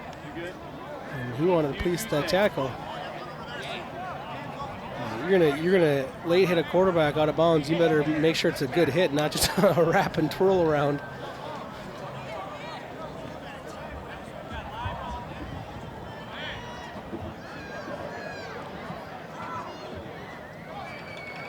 Yeah, I mean, you teach your guys to be relentless in your pursuit and chase and all of that, but oh, wait a minute, there's a holding penalty also, it looks like. Oh, we had a hold against Park Center prior to the personal foul.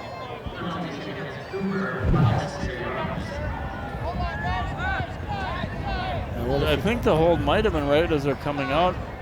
Does the late hit still give you an automatic 1st down? No, it doesn't look like it. 3rd down. Yeah, right there, Madison might have been held a little bit as he got out to the edge.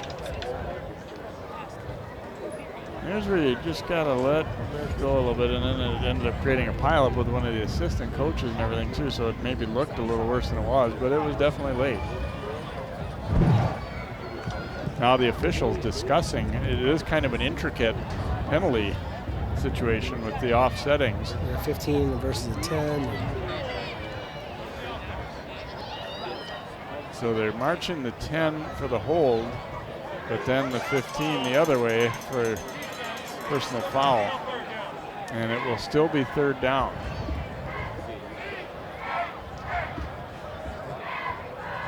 The reason those aren't offsetting too is because it was a dead ball. Basically, by rule, the play is over before Cooper made that late hit. So 3rd down and about 8. Stein looking to throw, wants to go deep down the left side, but that one's way out of play, looking for Fees. He was not open either, though. He was well covered. You know, that pump fake's not making that cornerback bite because, frankly, you haven't thrown a hitch or a hook or an out to make them respect the fact that you can pull a throw and throw it underneath and make some plays. So they're not really, you know, in a situation like this, 3rd down, this much time left in the half, they're not going to bite on a pump fake when nothing really is done underneath, nothing's been done offensively in the passing game. Amusu waiting back deep. Oh my gosh. And illegal substitution here on the Pirates. It's looking like a first game. Yeah, and it puts us in a difficult spot. You don't want to kick a team when they're down. They're obviously down 35-0, but man, the mental errors and mistakes of substitutions and It's been kind of an ongoing thing too. You see Stein has got a cut. It's really on his elbow. He's cleaning up the hand, and he may not even realize that it's really, yeah, there we go. He heard on you. the elbow. Good thing he's got his earpiece in. And this punt will drift out of bounds, but it's a good idea not to kick it to Osseo there. 12 seconds remaining in the first half. Cooper has dominated this opening half. They get the ball back one last time here in the final seconds.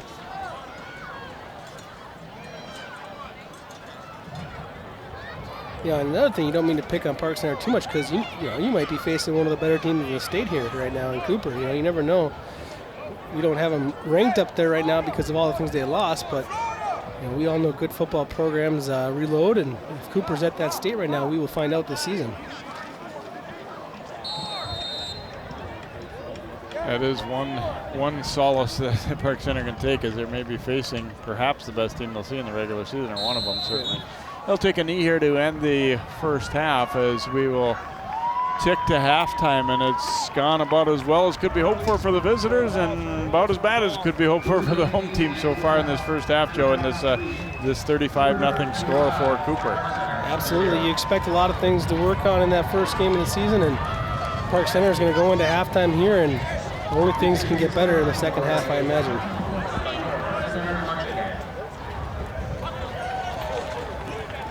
Scored 3 times in that first quarter, and then a couple more touchdowns in the second, as they were pretty much in control right from the get-go. They scored about 4 minutes in on that run by Borden. Even after they turned the ball over, they got the ball right back, and then a punt return touchdown, and they really had, the special teams was another part that was pretty dominant for Cooper here in this first half too.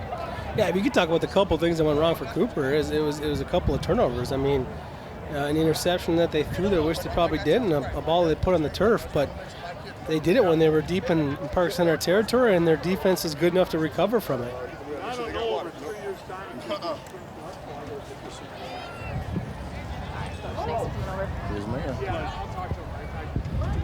Let's go down to Allie now with Coach Howard.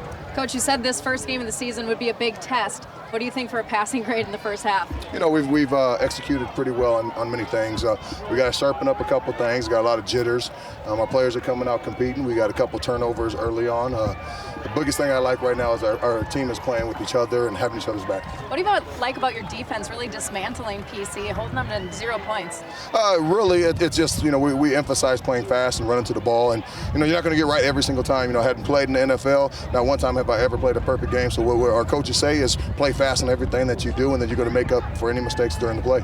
An hour and 20-minute first half. Are you going to change anything in the second, give anybody a break, or you think you'll keep trying to work it through? Oh, we've been given a lot of breaks, actually. We've got it. Hopefully we're trying to work on a little bit of depth as well as Park Center is. And so second half, we're going to see what happens and see, we got to come out on defense to start off and see what we can do. Thanks for your time, Coach. Queen is just my everything. His smile did it. His smile, his eyes, his knowledge. My landlord, he decided that he wanted me to move based on the fact that I was transgender.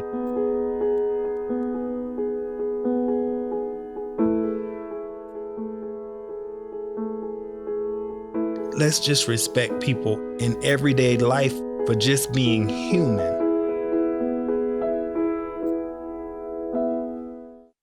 They gave me Vicodin after my knee surgery.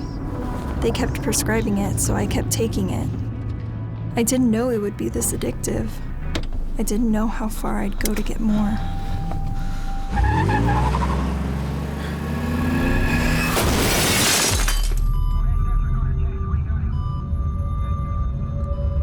Opioid dependence can happen after just 5 days. Know the truth, spread the truth.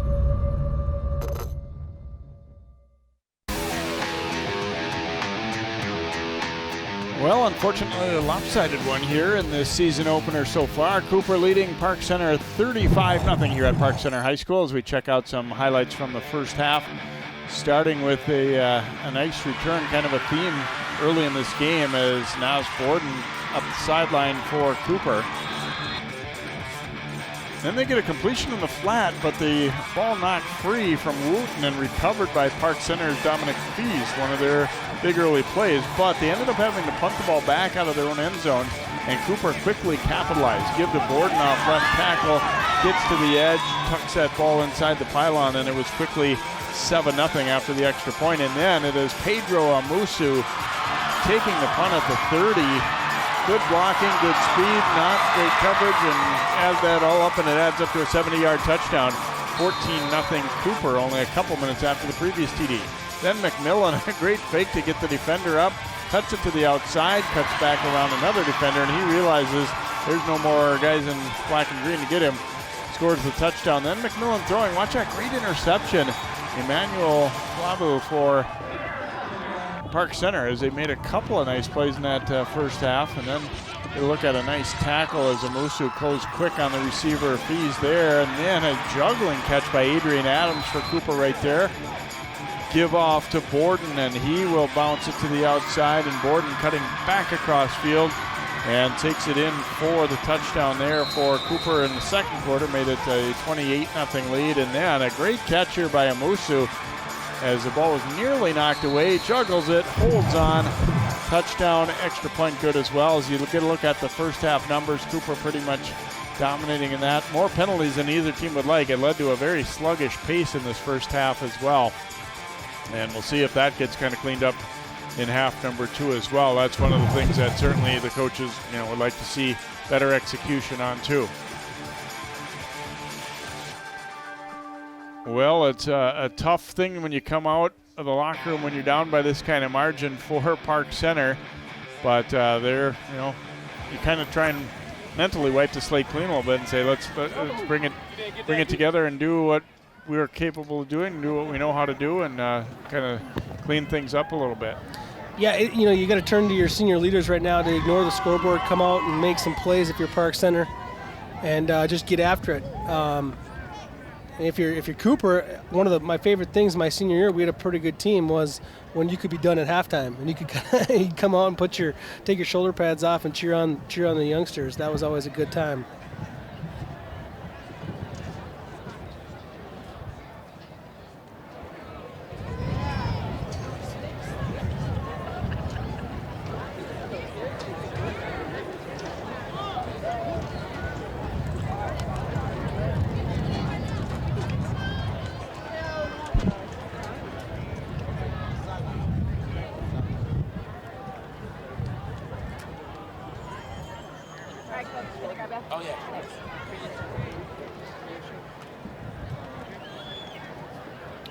Let's go back down to the field now. Alley's with Coach Salas. Coach, I know that wasn't the way you're looking to kick off the first half of the season. What was kind of going on there in the first half for you? I think a lot of confusion, just trying to, we got a new offense that we put in, new defense. We're just trying to get better and work. I just think it just, when you have a veteran team like Cooper and with a veteran coaching staff who know how to coach, it's just hard. We just got to make adjustments and we'll be okay. We talked about these two teams being a budding rivalry. A lot of chippiness in that first half. Was it addressed in the locker room? Oh yeah, most definitely. We don't allow that at Park Center. That's not happening. So, had to talk with the kids, and we're gonna come out, be a little more, and respect the game. I'll say that. We're gonna respect the game of football. What are you guys gonna do offensively to start sparking some points on the board? Run the ball a little bit, see if we can set it up for the pass. Thanks, Coach. All right, thank you.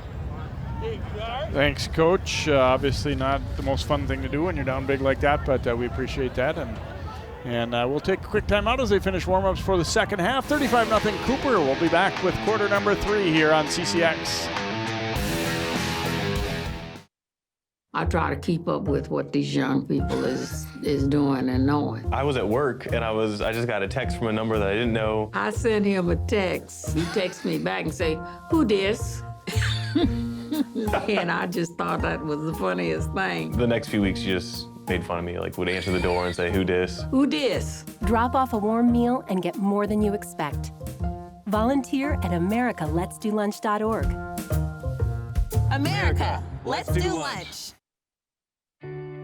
Meals on Wheels gives me a chance to be totally selfless. More than the food itself, a lot of seniors don't have family. So just to have someone to talk to, just to say, "Hey, how was your day?" that means so much more than a meal could ever mean. We have to look outside of ourselves to be that lifeline to other people. It's worth it. I've been delivering Meals on Wheels to Leon for 13 years. It's always a pleasure to see you. Leon has definitely inspired me to put more into my relationships. He really cared for his wife, who was ailing for quite a while, in such a touching way that inspired me to be a better person. Drop off a warm meal and get more than you expect. Volunteer at americaletsdolunch.org. America, let's do lunch.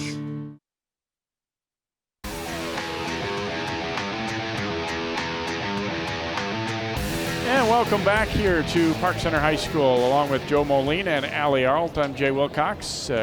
Season opener for Park Center and Cooper. We had Osseo Maple Grove on the Thursday night of week 1 of football, a Suburban Gold matchup here. Last year, Cooper winning the Suburban Gold championship in a thriller over Irondale in overtime at the end of the regular season. And not a lot of conference titles in football over the years for the Hawks, but that one are now technically a sub-district title. We were discussing that, where I don't know that anybody's ever going to be really fully used to that term and be up to date on who's in which one of those, but we'll give it a go. Well, we see little changes happening all the time. Like, right now in this one, we got the advertisements down along the end zone now, helping the Booster Club raise some money with some ads. And last night I watched the Maple Grove Osseo game, and I saw the play clock was down on the field, visible to the quarterback and the opposing teams. And I thought, well, we're getting closer and closer to my dream, Jay, that there'll be a shot clock in basketball, in high school basketball, because I have always hated the fact that teams can dribble the ball for 8 minutes if they choose.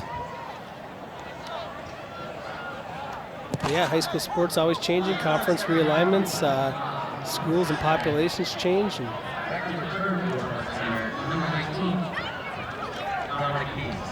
Fees and Andrews waiting back deep here for Park Center.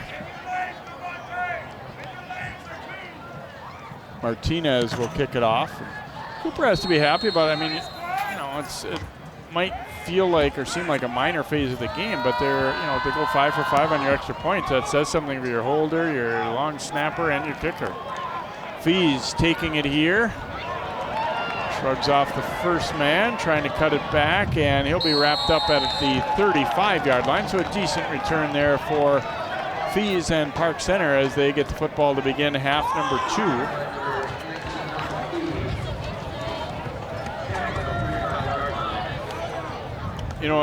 With as big a margin as they're down by, Joe, it sounds a little strange to say, but at times Park Center ran the ball decent in the first half. Obviously, too many other things went wrong and they didn't, string it together enough, but there were certainly moments when they were able to get some push and some decent runs. Absolutely. The thing that they didn't have in that first half was anytime they got off schedule, they couldn't recover from it. And they go right up the middle to Tamba, and he is brought down immediately by Shondell Carter for Cooper. They seem to be ready for that one. No gain on the play for Tamba. Tamba unofficially 36 yards on 7 carries in that first half.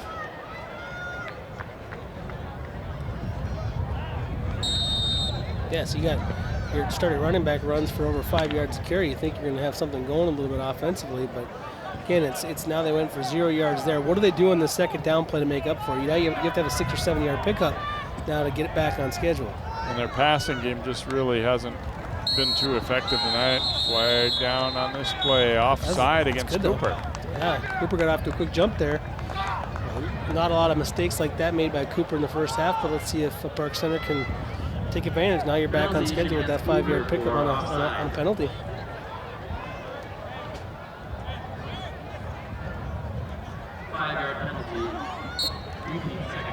So make it a 2nd down and 5 here for Park Center. And Coach Salins touched on the two that, obviously new staff, but they've, they changed some things up, which can be good because the other team doesn't have film on you, but they obviously still were kind of disjointed, and not kind of, they were in that first half, and just in terms of personnel groupings and everybody being in the right spot, just kind of instinctively.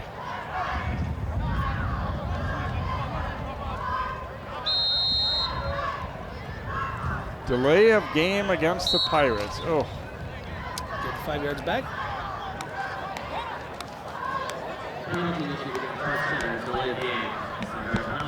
Coach Salas kind of questioning, maybe feeling that the ball was, chopped and ready for play before they thought so. And I mean, you got to be watching, I guess, but. So moving back to where they were, 2nd down and 10 as the teams trade penalties here. Stein looking to hand off, and there's nobody there. He turns and throws it out of play.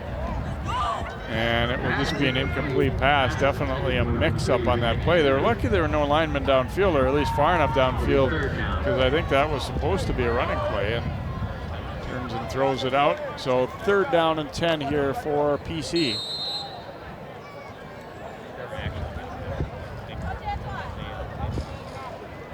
Well, unfortunately for Park Center, they get a little bit of a break, and that's what happens right there. So then back-to-back plays there, the delay game, and then the miscommunication in the backfield, 2 negative plays right off the bat, showing kind of what's been a catalyst for them here tonight.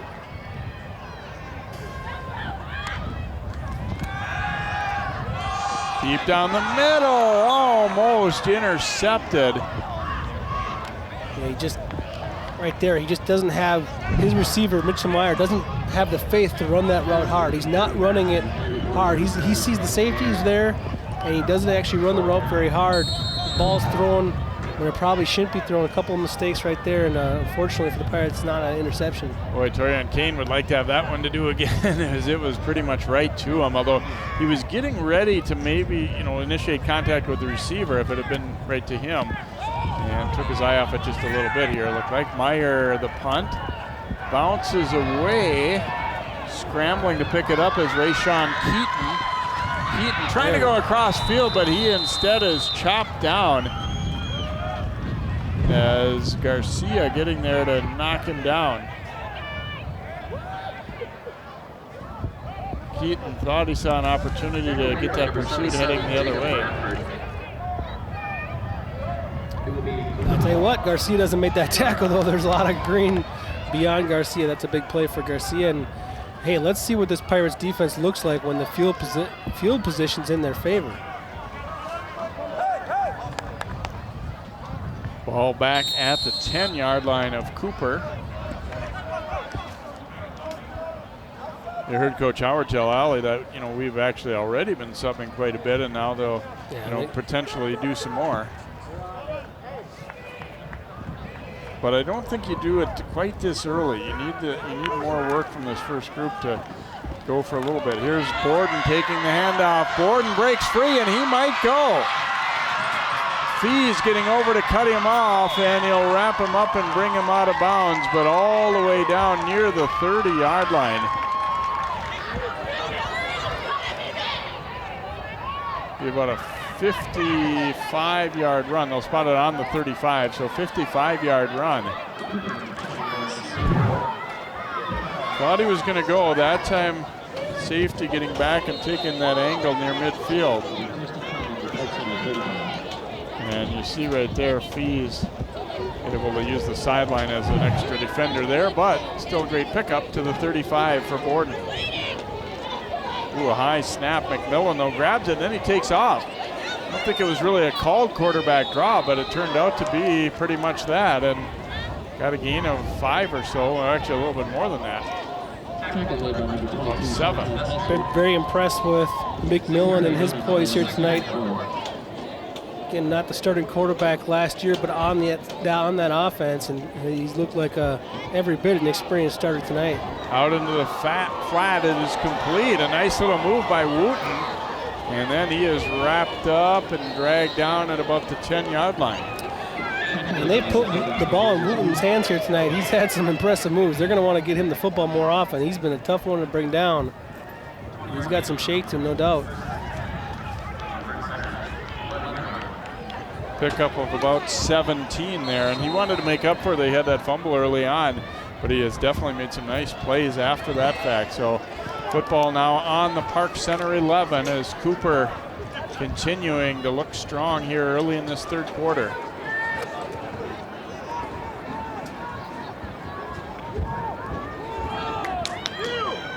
Give off up the middle. Sherrod Russell is going to walk on in for the touchdown for Cooper.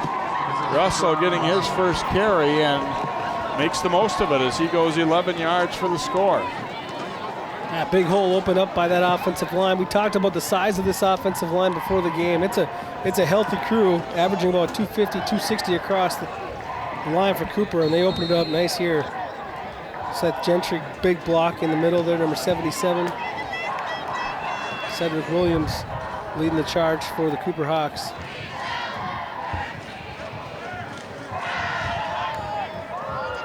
Oops.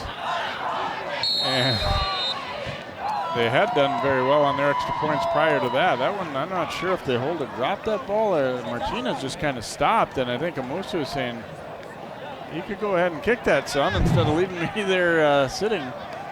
It looked like everything was fairly well, and then Martinez just didn't kick it. I think he thinks he heard a whistle or something. Kick attempt is no good. See a big block out there on the outside. Got to give credit to Walter Holbrook. Holbrook really sealed off his side. Yeah, that was a great block by Holbrook. The 270-pounder just locked his guy up. It's rare that you're able to do that, both things at the same time. Turn him and drive him backward, but he did. So Russell getting in on the fun, as we said there, for Cooper. Been anything but fun for the Park Center guys here as they now trail at 41-0 here early in this third quarter.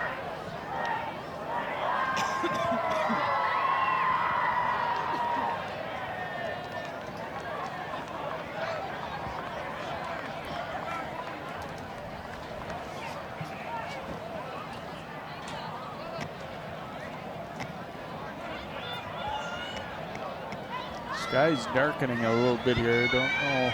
You see things look a little bit ominous. That's kind of to the north here of our stadium. So that was obviously the forecast earlier in the day. I tell you, they're not helping the game with this pace, though, but of trying to get done before bad weather. No, this is one that's not really cruised along. And usually it happens week one. It's because of penalties and cramps and that kind of stuff. We've had the penalties tonight, no cramps. Martinez kicking it. Fees will take it on the 13. Hemmed in and brought down at about the 21, 22 yard line. Have a Park Center player a little slow to get up here.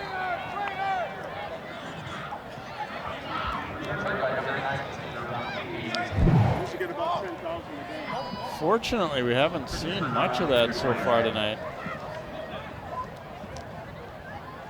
And I believe that it is Montrell Smith who is down on the field for Park Center.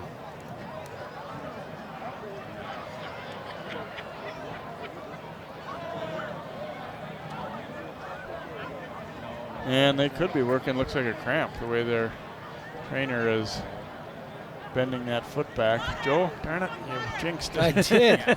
Well, it could be the fact that we're in the second half now too, right? Right.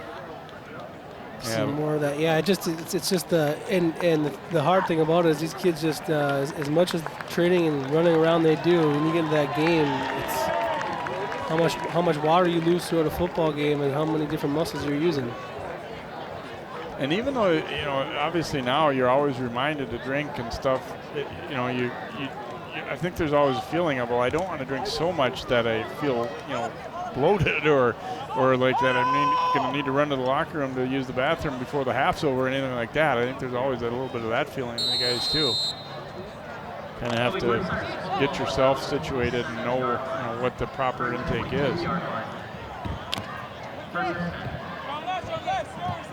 And it is a hydration thing, but I don't know. It feels like to me like cramps still happen on these warm nights, even if you're really diligent about it. Yeah, sometimes it's just certain people's bodies. More susceptible. Stein pitching. It's a Tamba met by Madison and dropped for a loss. He's had some nice plays tonight, and that was certainly another of them right there. Madison knifing in and dropping him for a loss of about 5.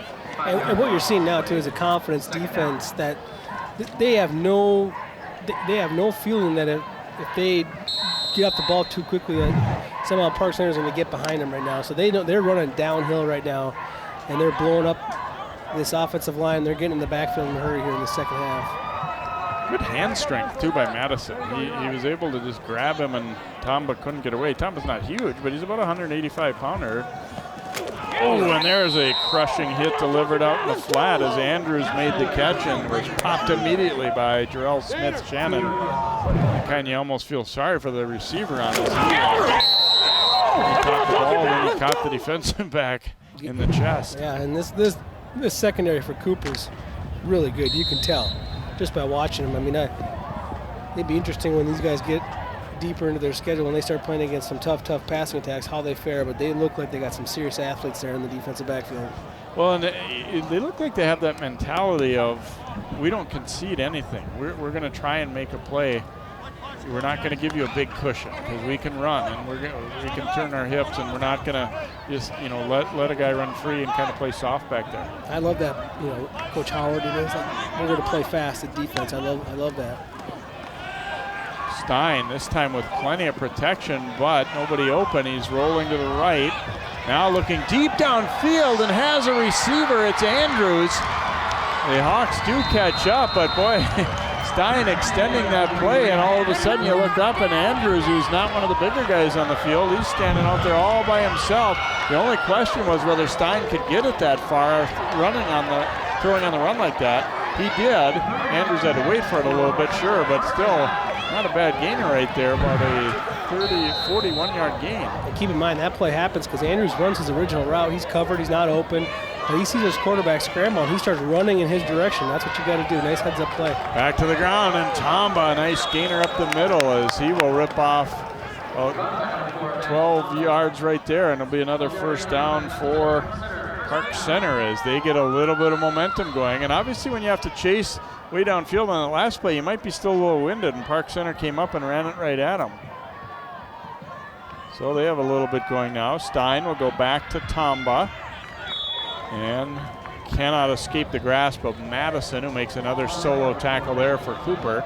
Pickup of 3 on that play though for PC. That's what they're looking for now, is just to get some continuity, get some things, some well-run plays, whether it leads to scores or, obviously they're going to be too late to get back in the game, really, but just to get something going to feel good about and to know that you're executing. Yeah, how many good plays can you run in a row? Positive plays without making a mistake or shooting yourself in the foot. How do you recover from those mistakes? Stein throwing deep and incomplete for Andrews. Boy, the blitz was coming, and Stein had to get rid of that one. I got to tell you, though, it's a little frustrating on the side. If I'm my quarterback, I don't know if he's letting his receivers get set or not, but he snaps the football here, and Fees doesn't even get off the ball as a viable target on the left side here. I mean, because he's not quite looking at the quarterback and watching the snap. He's talking to the referee and making sure he's aligned right.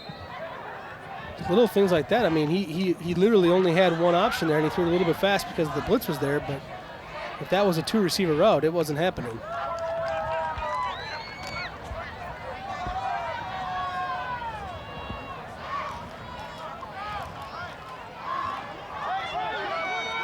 So 3rd and 7 now for the Pirates. Going to go to Tamba, and he is wrapped up and thrown down. Nowhere near the first down, obviously, there. And guess who? Madison again. He is consistently getting off blocks and making plays.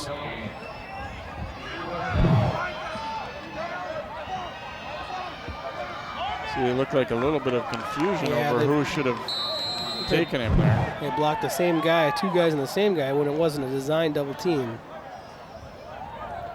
So 4th down for the Pirates, and obviously no reason to do anything but go for it in this spot, especially this spot on the field, but try and continue this drive, has been a good drive. Their best of the night, certainly.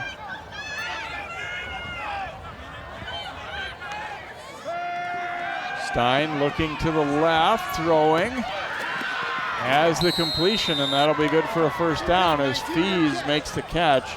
Brought down by Cortez Henderson. Yeah, this was good looking play right here. Both Fees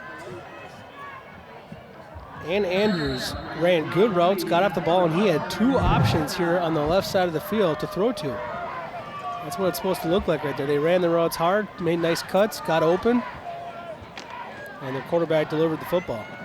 Cooper making some substitutions too. They've got a fair amount of second-team guys in there. Should point that out as well. So 18-yard line, 1st down and 10 here for Park Center. And water break here. Yeah, we're going to have that mandatory water break as the teams sent over to the hash marks to get some refreshment in this hot, humid night.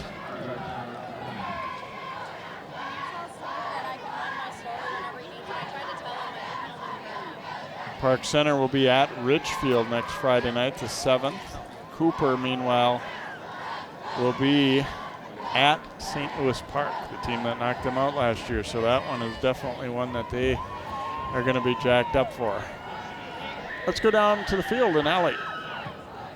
Guys, before the game, I asked Coach Salas, what's the best thing you've got going for your team coming into this? And he said, simply leadership. He said, it's so great that I had to make 9 players captains. He said from quarterback Tanner Stein, who is just really the mental leader of the game, to D-back Osiris Moore. He doesn't even play every single snap, but Coach says he shows up before every player and every coach on game day. That's something you just can't teach. He said that with 40-plus players on the roster, why would he limit it to just 4 captains? He said, I got 9 great leaders out here for seniors.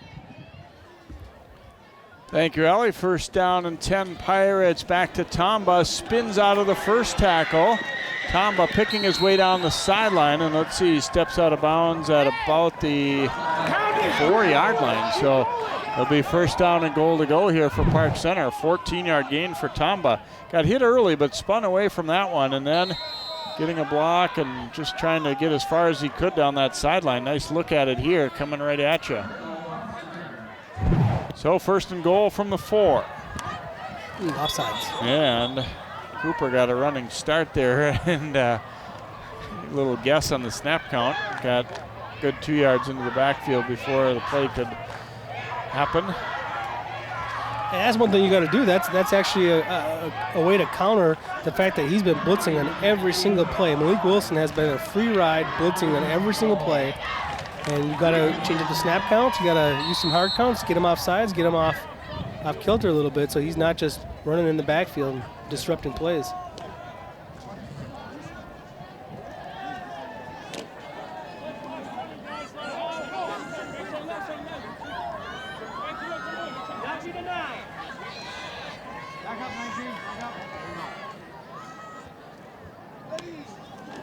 Hester in the backfield takes his hand off, and Hester will squirt through and in for the touchdown.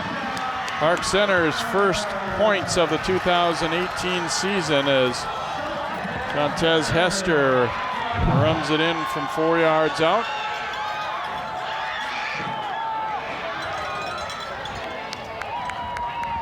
Good job done by the offensive line right there. Tama had stepped out. Hester came in there and brings a different kind of running mentality up the gut there. Puts his head down, gets hit a couple times. Stumbles into the end zone for 6. It's as though Park Center intends to go for 2 here.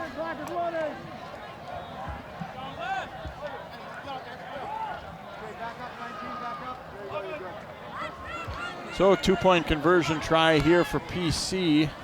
Stein faking the pass, now on the run, trying to get to the corner, and he was, thought he was short, but they apparently say he reached that ball out and hit the pylon.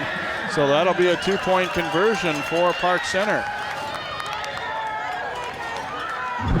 Nice possession and drive there by Tanner Stein, capping it off with a very great play, strong effort.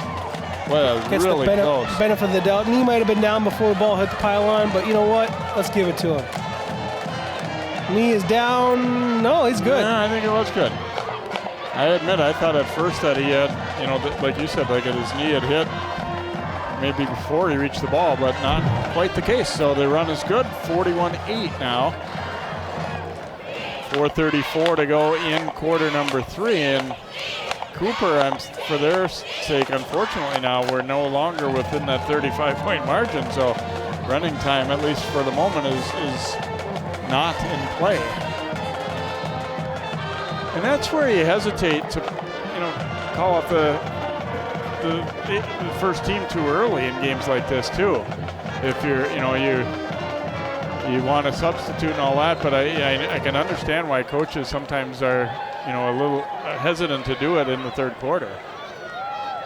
Every coach has their magic number or magic time of the game where they want to, sometimes it's called calling off the dogs, and sometimes it's getting the twos some work, right? Yep.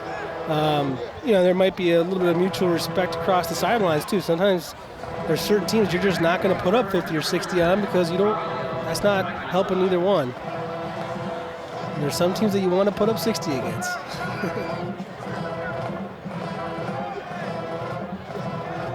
Aguilar will kick off here for Park Center. Do you get crazy and go onside kick here? Oh yeah, you got to get back in this game. Tries to pooch it up high. Fielded at the 31. Ooh, and a nice tackle. Cutting the feet out there as the return man was Ryan Thompson. And so Cooper will have the football right about their 40-yard line. First and 10. I have to wonder if we might see this first offense a little bit longer just because of the fact that Park Center just scored. Well, what I like doing is let that first offensive line play with some different skill players, right? So you kind of pluck a new running back in here and there, pluck a new receiver in there, because you want to see what other guys can do with the football in their hands, but you want the offensive line to still give them the opportunity to run. McMillan is still in there at QB for Cooper.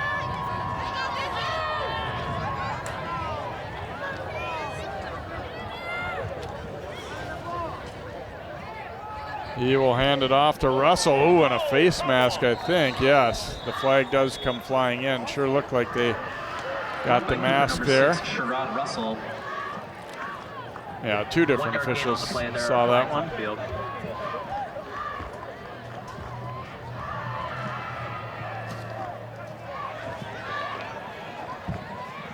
Yeah, 15-yarder there as they really turned his head there. Don't know that it was intentional, but it certainly can be a dangerous thing. You see, right? Oh, yeah, that's about as big of a face mask as you can get.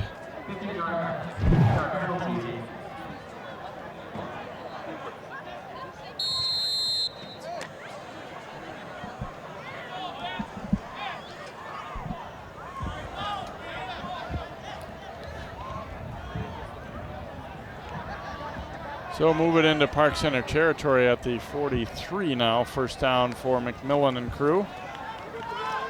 Hand off as it's bounced to the outside, and he's stepping out of bounds there.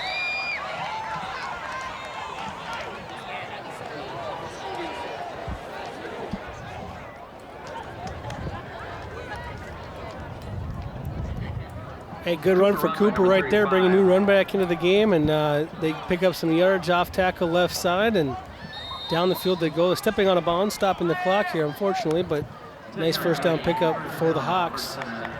Back-to-back first downs now with that run and then the face mask before it. So first down at the 32.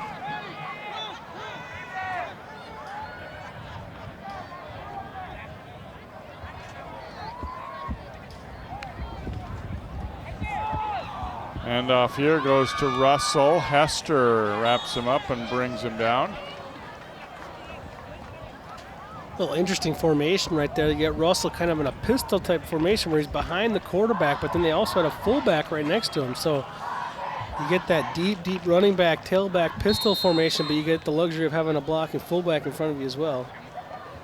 Some unique formations all night tonight out of the Cooper Hawks. Don't use a tight end in their offense much. They like to split out their wide receivers to spread the defense, but their wide receivers are so good at blocking, they haven't really needed the tight end.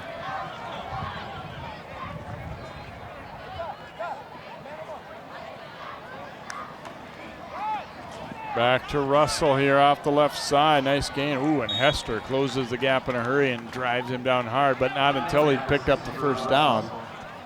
Gain of about 7. First down, Cooper. This is exactly what Cooper wanted here. Kind of just retake control. Park Center got a little momentum, scored that touchdown, and obviously the score, they're way ahead, but they also just want to come out and have a good physical drive here. Just not let Park Center get too excited and thinking they were getting back into it. Handoff, and pretty good penetration, really knocked the blocker back in, and there'll be a loss on that play.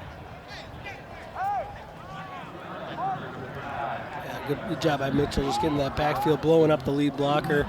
That time was a unique situation where they gave it to the bigger running back, kind of more the fullback type body, and then had the smaller tailback trying to be the lead blocker. Didn't work out to their advantage on that one, as Russell, only 150 pounds, couldn't really lead the way for him.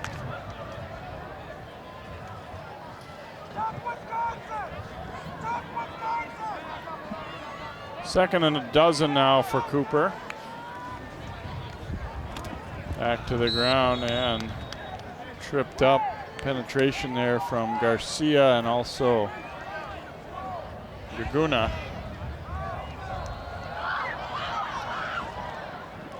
Short gain, so it'll bring up third and about 10.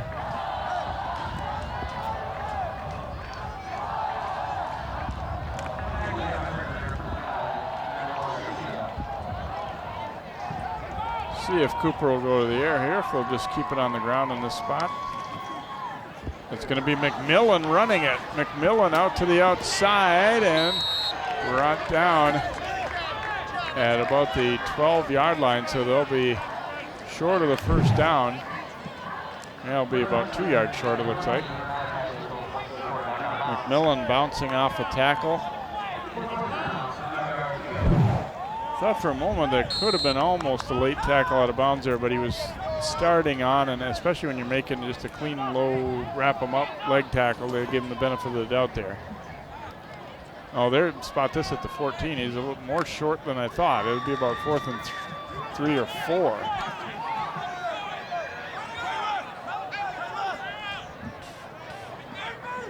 McMillan trying to get his crew lined up.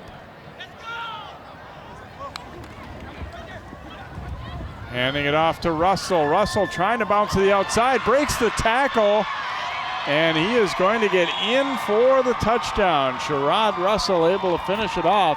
They had a chance to stop him maybe short of the first down there, but he was able to just battle through that tackle, and he goes in for the score. You're going to see a great block by number 68, not on the roster, but they brought him in to play tight end on this drive right there. It's kind of an extra lineman. He's got a lineman number, but he's lined up as the third guy on the left side there, and he got a great seal block on the outside, allowed them to get in for a touchdown.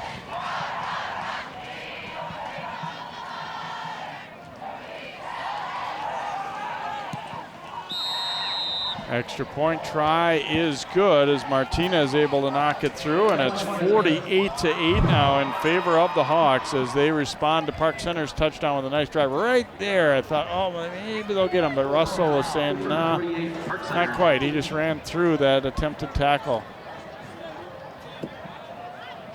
And you kind of see a little bit in that run, too, just how good those receivers are at blocking downfield. Those are some of the subs that have come in even, and they're down there getting their job done.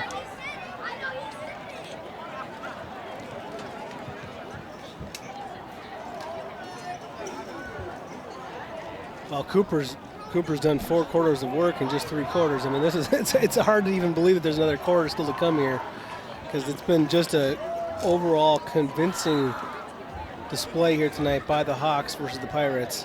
And again, like it's hard to even believe they have to do it for 12 more minutes.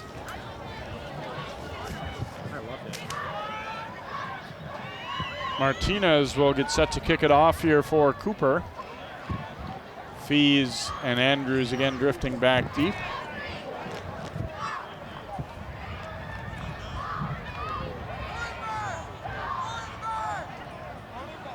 Back to receive Park Center. Raymond Andrews. Dominic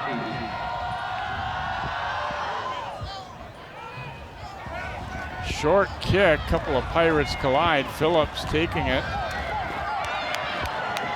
And out of bounds he will go at about the 33.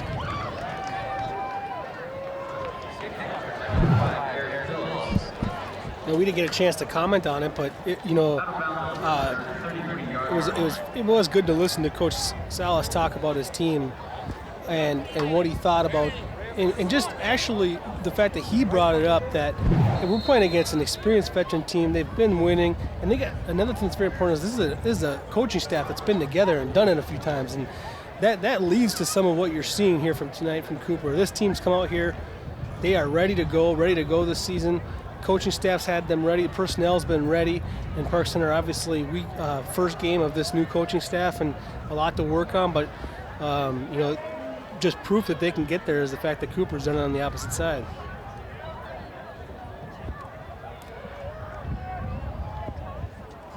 Stein will hand it off to Tamba, trying to break free, but Hawks wouldn't relent there and brought down after a pickup of about 3 as we're under a minute to go here in this third quarter.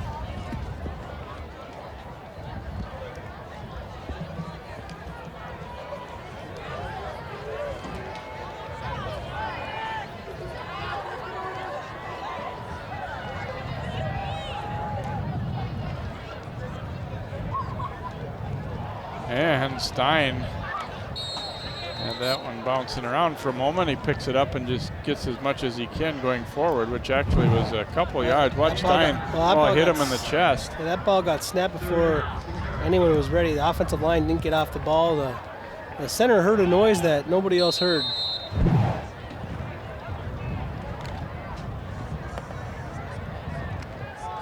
May not get another snap before the quarter ends here. I don't think they will.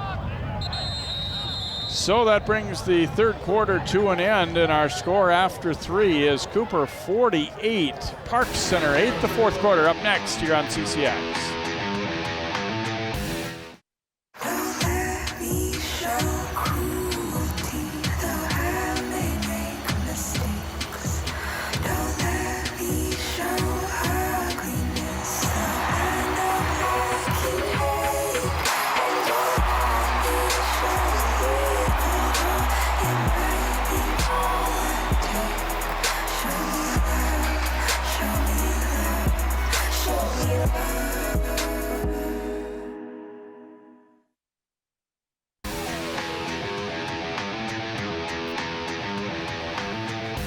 Welcome back here. The official just giving the booth the signal that this will be running time, of course, with the 40-point margin in the fourth quarter. Not right now, of course, before the quarter has begun, but that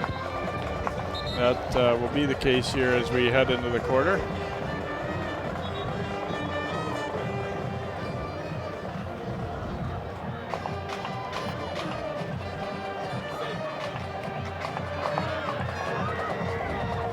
Park Center will have a third down, about 6 to go here, beginning this quarter.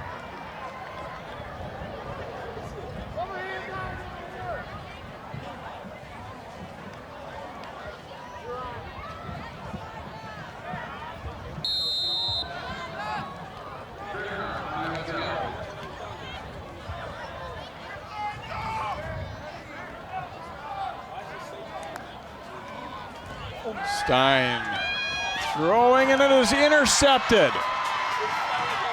Chance to go here for the Hawks. Nice break of the tackle, and in for the touchdown goes Eric Weeder.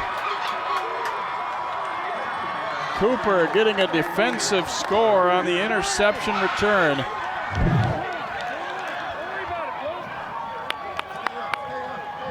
Steps up and grabs that one. And they quickly converted to blocking. He got through one late tackle attempt there.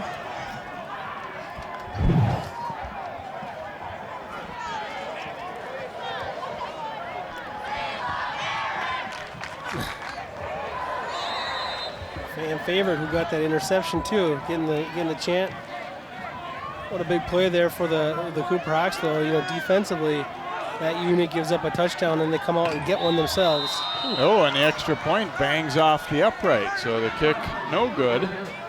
And it will be 54 to 8 it will remain. Watch this nice grab by Weeder. The pressure really got to Stein, and it's possible even deflected that ball. Going to be about a 46-yard interception return. Flores doing his best to get there. Stein couldn't get there. To be honest, I'm not sure why the clock's not running here, Joe. Or is it a score stop it? I didn't think so.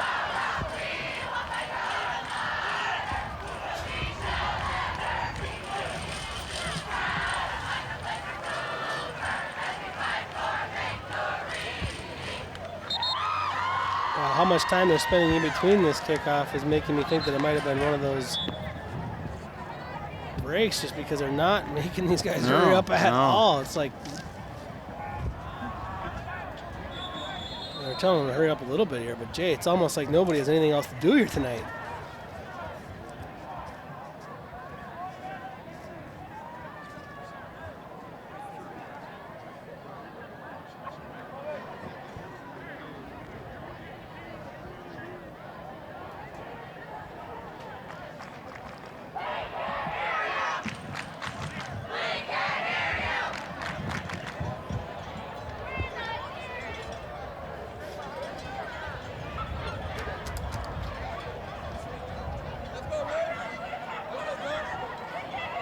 Cooper took a little bit longer to go here because they're letting a second kicking unit, so you gotta letting a second group of kickoff team come out here too. See how they cover it.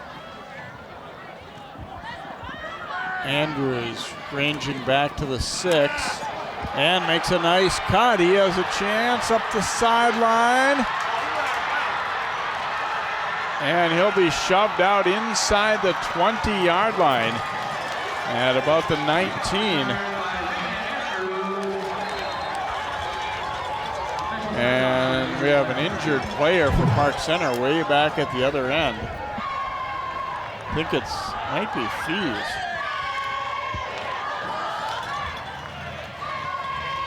Just along the sideline, tiptoed there. He was awful close to going out, but he didn't until the kicker got him.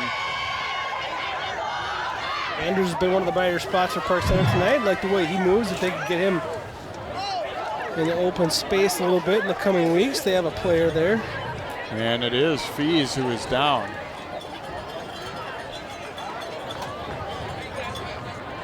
Looks like he's going to be all right.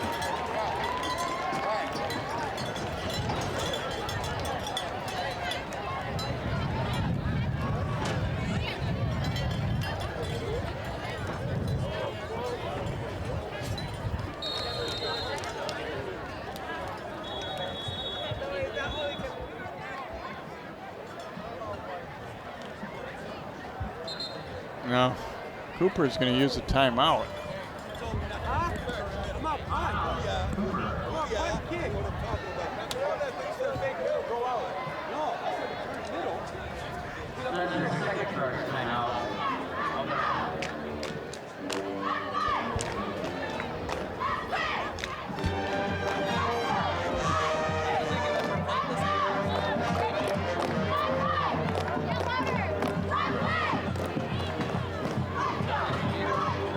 Now I know why they started this game at 5 o'clock, Jay.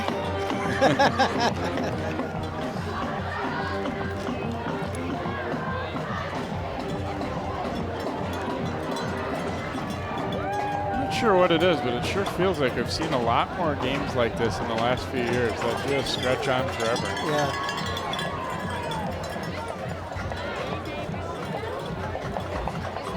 Well, I know the passing has changed a lot, right? So there's a lot more balls hitting the turf. True. And that I mean, well, I could tell you, you know, in my high school football days, we had a couple passing plays, you know, and you know, we weren't the only ones. We weren't throwing the ball around a whole lot. You know? So was the play call A or B or something like that? It was a pretty simple playbook compared to what the kids are doing these days. But we didn't get a practice in the offseason. We didn't have 7-on-7 and all this other stuff. We played novel concept. We played other sports. Stein throwing too high for Andrews and incomplete.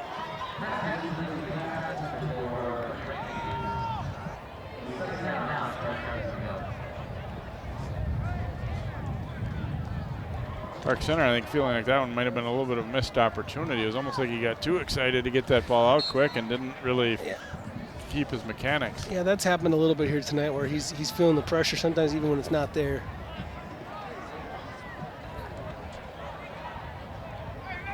So a 2nd down and 10 now for Park Center. Fakes the toss out in the flat, and then Stein is brought down after picking up a couple.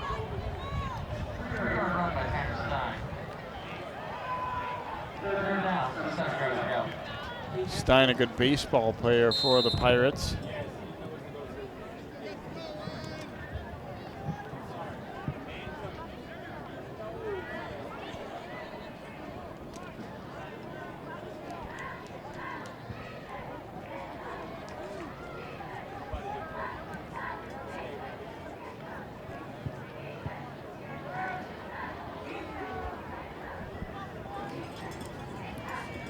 Third and 8, Stein fakes the handoff, getting out to the edge and is brought down. Coming up to meet him was Jaden Beard. It might have been that the defense was just reacting, but it looked like Tomba, if he had handed the ball to him, had some room to go there. Might have been just kind of an optical illusion because Cooper recognized right away that he didn't have the ball there. But you can see on offense too that James Parker, that sophomore left tackle that we talked about, he might have a bright future in front of him too. He looks good and strong out there on the left side. I mean, a sophomore, 6'6", 290. He's got that kind of that D1 body already. I'm sure he'll grow into it even more. 4th down, and Stein's pass is incomplete there.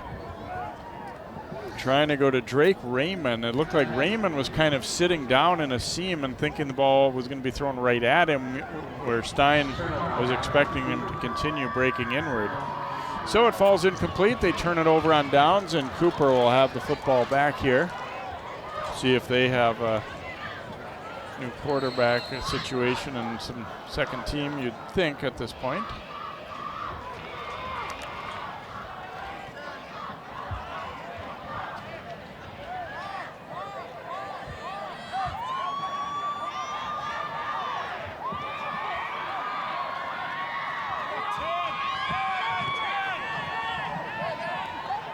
Joey Russell be the quarterback.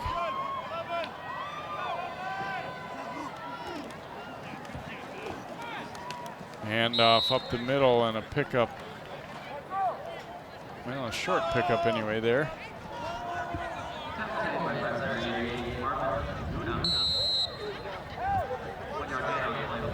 Just a yard pickup there for the Hawks as the clock does continue to tick again with a 35 or more point margin in the 4th quarter as we're down to about 7.5 to go. Cooper has dominated really from the get-go, leading it now 54-8. Coming off an unbeaten regular season last year and hungry for more. And they again will play at St. Louis Park, the team that beat them in the section championship game a year ago. Russell running it out to the right side here, showing a little bit of speed as he gets shoved out of bounds.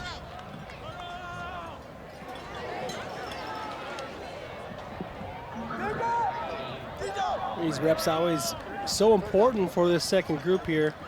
A lot of these players just one injury away from being in there with the starters.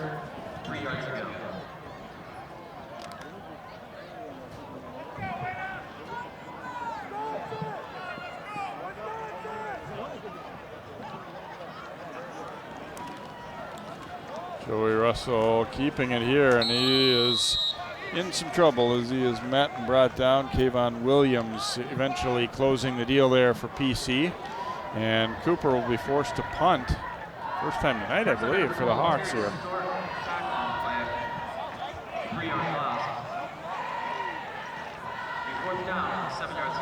Amusu is the punter, so he probably thought his night was mostly done and done for the evening here, but since they haven't punted yet, you do probably still use your first punt unit to get them a little work. Yep, a couple of those guys are late to check in here. You might end up with a delay of game.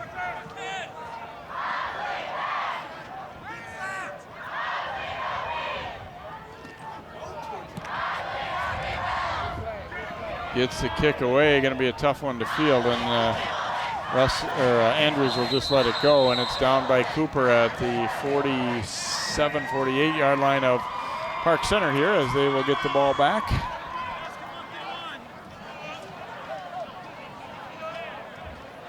Coach Howard still coaching. Do we have a penalty here, or it might be the water break? I thought we had movement. So the gunner on the left side here never got set. There is a flag, yeah.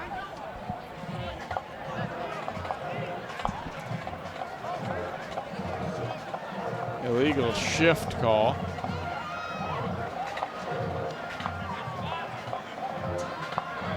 Since Park Center didn't get a return out of it, they may very well have him kick it again, or no, just going to be a 5-yard mark off.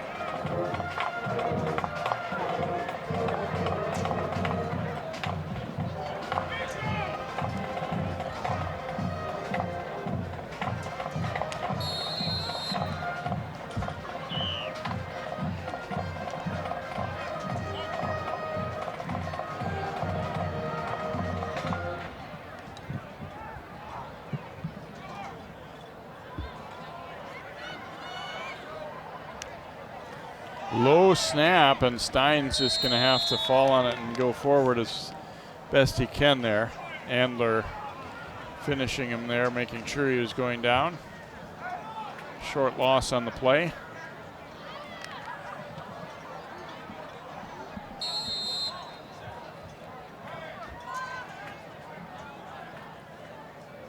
You know, it's good for Park Center too, is going to their game against Richfield next week. You know, not picking on Richfield at all, but the game's going to slow down quite a bit for Park Center a little bit next week when it's their second week. They've had some experience, but also they're playing against a much different opponent. The game will slow down for them.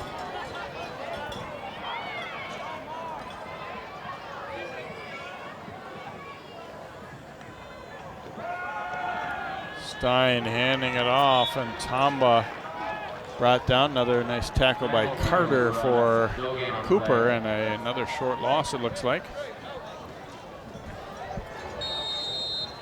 It'll be third down, 12 yards to go. Third and long coming here for Park Center.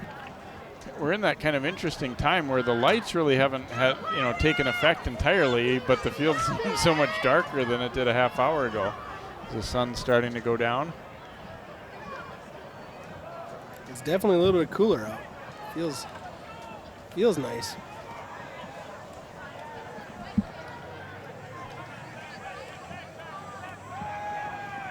Stein under pressure, spins away, still in trouble, now throws and completes it to Tamba.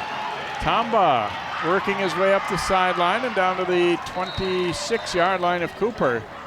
So not a bad gainer when all was said and done there. Not exactly the way they drew it up initially, but it'll work for about 24. Stein's got a great ability to keep his eyes downfield, though, as he rolls out, and has done a great job of making some athletic plays. And I got to give his offensive line a lot of credit there too. They didn't go downfield there. They stayed behind the line of scrimmage on that scramble play and didn't pick up a penalty for offensive line being downfield.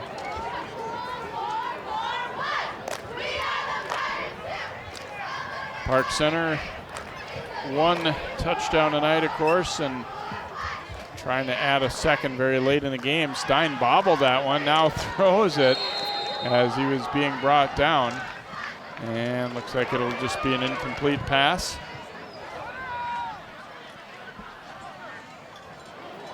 Pass is incomplete. Pass intended for number 3, Raymond Andrews.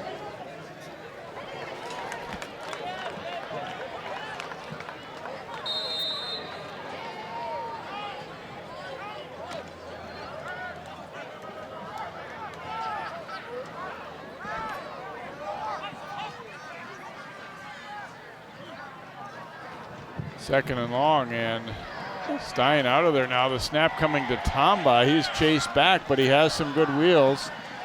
Gets some yardage up to about the 20. Run by number 4. 6-yard gain. Second down. 4 yards to go. Looks like Tamba's asking out. Can see why on a night this hot. Yeah. Yeah. They're saying, no, sir, you're staying in. Park Center want to see if they can't finish off one more drive. Again, ignore the scoreboard, play the game. Stein is out, so Tamba is basically functioning as the quarterback now. Oh, and the snap goes right by him. Picked up by Phillips. He gets away. It looks like he might almost be thinking about throwing it. No, he's going to tuck it and go down the sideline. Phillips is in for the touchdown. Wow. Seen a little bit of everything in this game. Put that one on the highlight film right there. Be on the CCX News. Pick it up at the 30. Driving back to the 40. Use the ref a little bit. Next thing you know, he's only got a lineman there. And a bump late that couldn't quite force him out. Give Phillips credit, he's still working out there. Yeah, that was a great effort right there. Deserved the 6 points, but I'm going to put it on the board for him.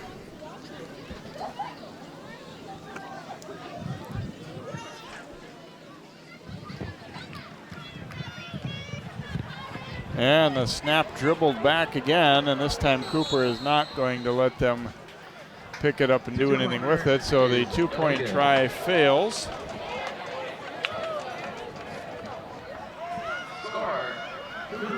And so 42 seconds to go in the game. It is 54-14 Hawks.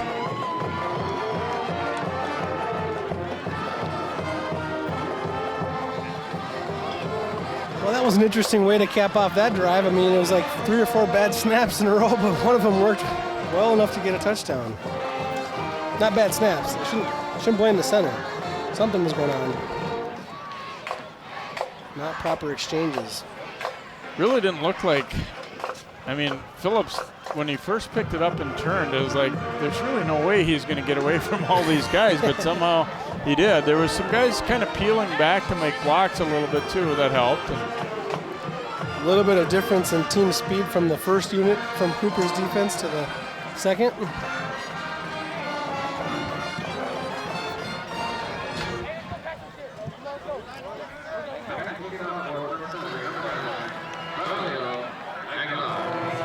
Aguilar getting set to kick it off here for Park Center. Last time they scored, he tried to drop a little pooch kick in.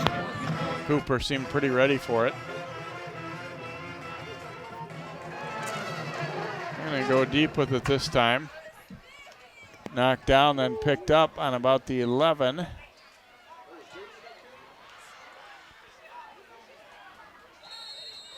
Good decision there. Yeah, I think so. Musu goes down at the 25. He was kind of like caught in a leg trap too, and you know, you don't want to try too hard to twist your way out of that at that point either.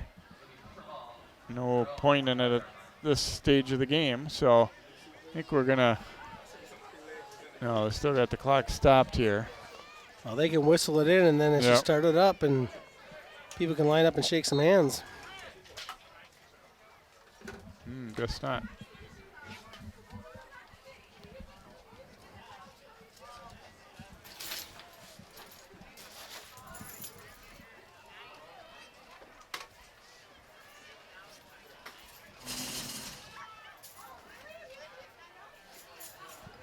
Russell back out there at quarterback here for Cooper.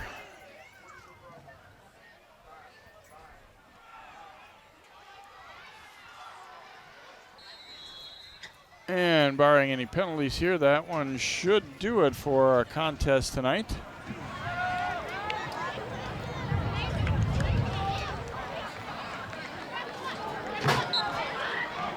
And so Cooper is going to roll to a season-opening victory here on the road as they will win it 54-14, and kind of set the tone real early on, Joe. Not just so much even that they scored early, but they scored fairly easily and kind of got what they wanted in that first quarter, really, and was no looking back from there.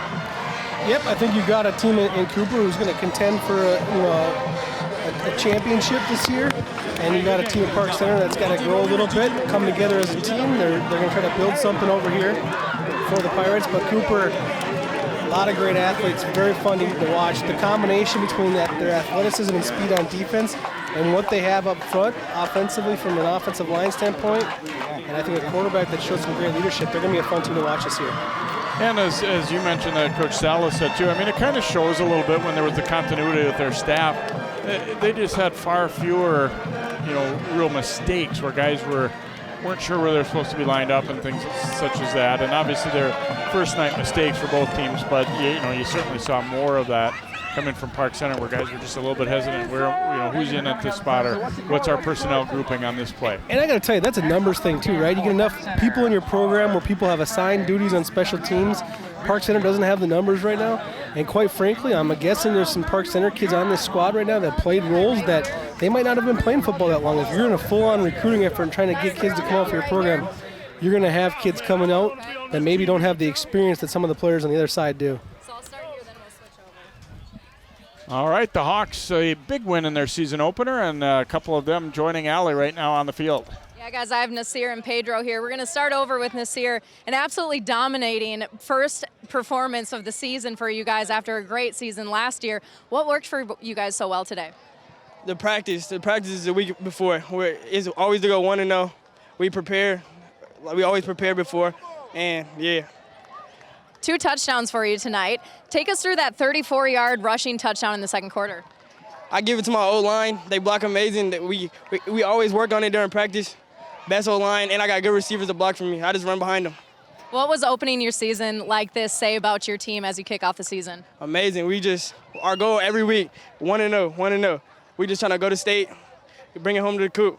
Congrats on a great performance. We're going to turn it over now to Pedro. 2 touchdowns for you as well today, and both of them were equally amazing. First, take us through that 70-yard punt return TD. Oh, yeah. My coaches were telling me on the sideline it was good, and then so I caught it. I looked. All my guys were blocking. Great blocking down the field. I saw a hole, and I just hit the hole. So. Yeah. In the second quarter, you had a 29-yard touchdown reception in coverage. That was a great catch. Take us through that. Oh, yeah. It was definitely a great throw from my quarterback. O-line protected well, and it was just a play to make. So that was great. Your defense was also a standout tonight, holding Park Center to 2 touchdowns that really came late in the game. Talk about their performance. Oh, yeah. The defense is amazing. They worked so hard in practice. It really paid off for them.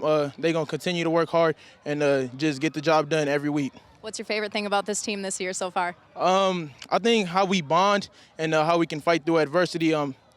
Every team has their problems, but we always fix ours pretty well, so I like that. Congrats on great performances tonight, you guys. Thank you. Thanks, Allie. Thanks, guys. We're in a beautiful sunset here as we make our way out of the Park Center High School Pride Stadium here. Cooper 54, Park Center 14, our final. Best of luck the rest of the season for these teams, and Hawks fans, let you know that you will have your game against Armstrong on our schedule here on CCX as well.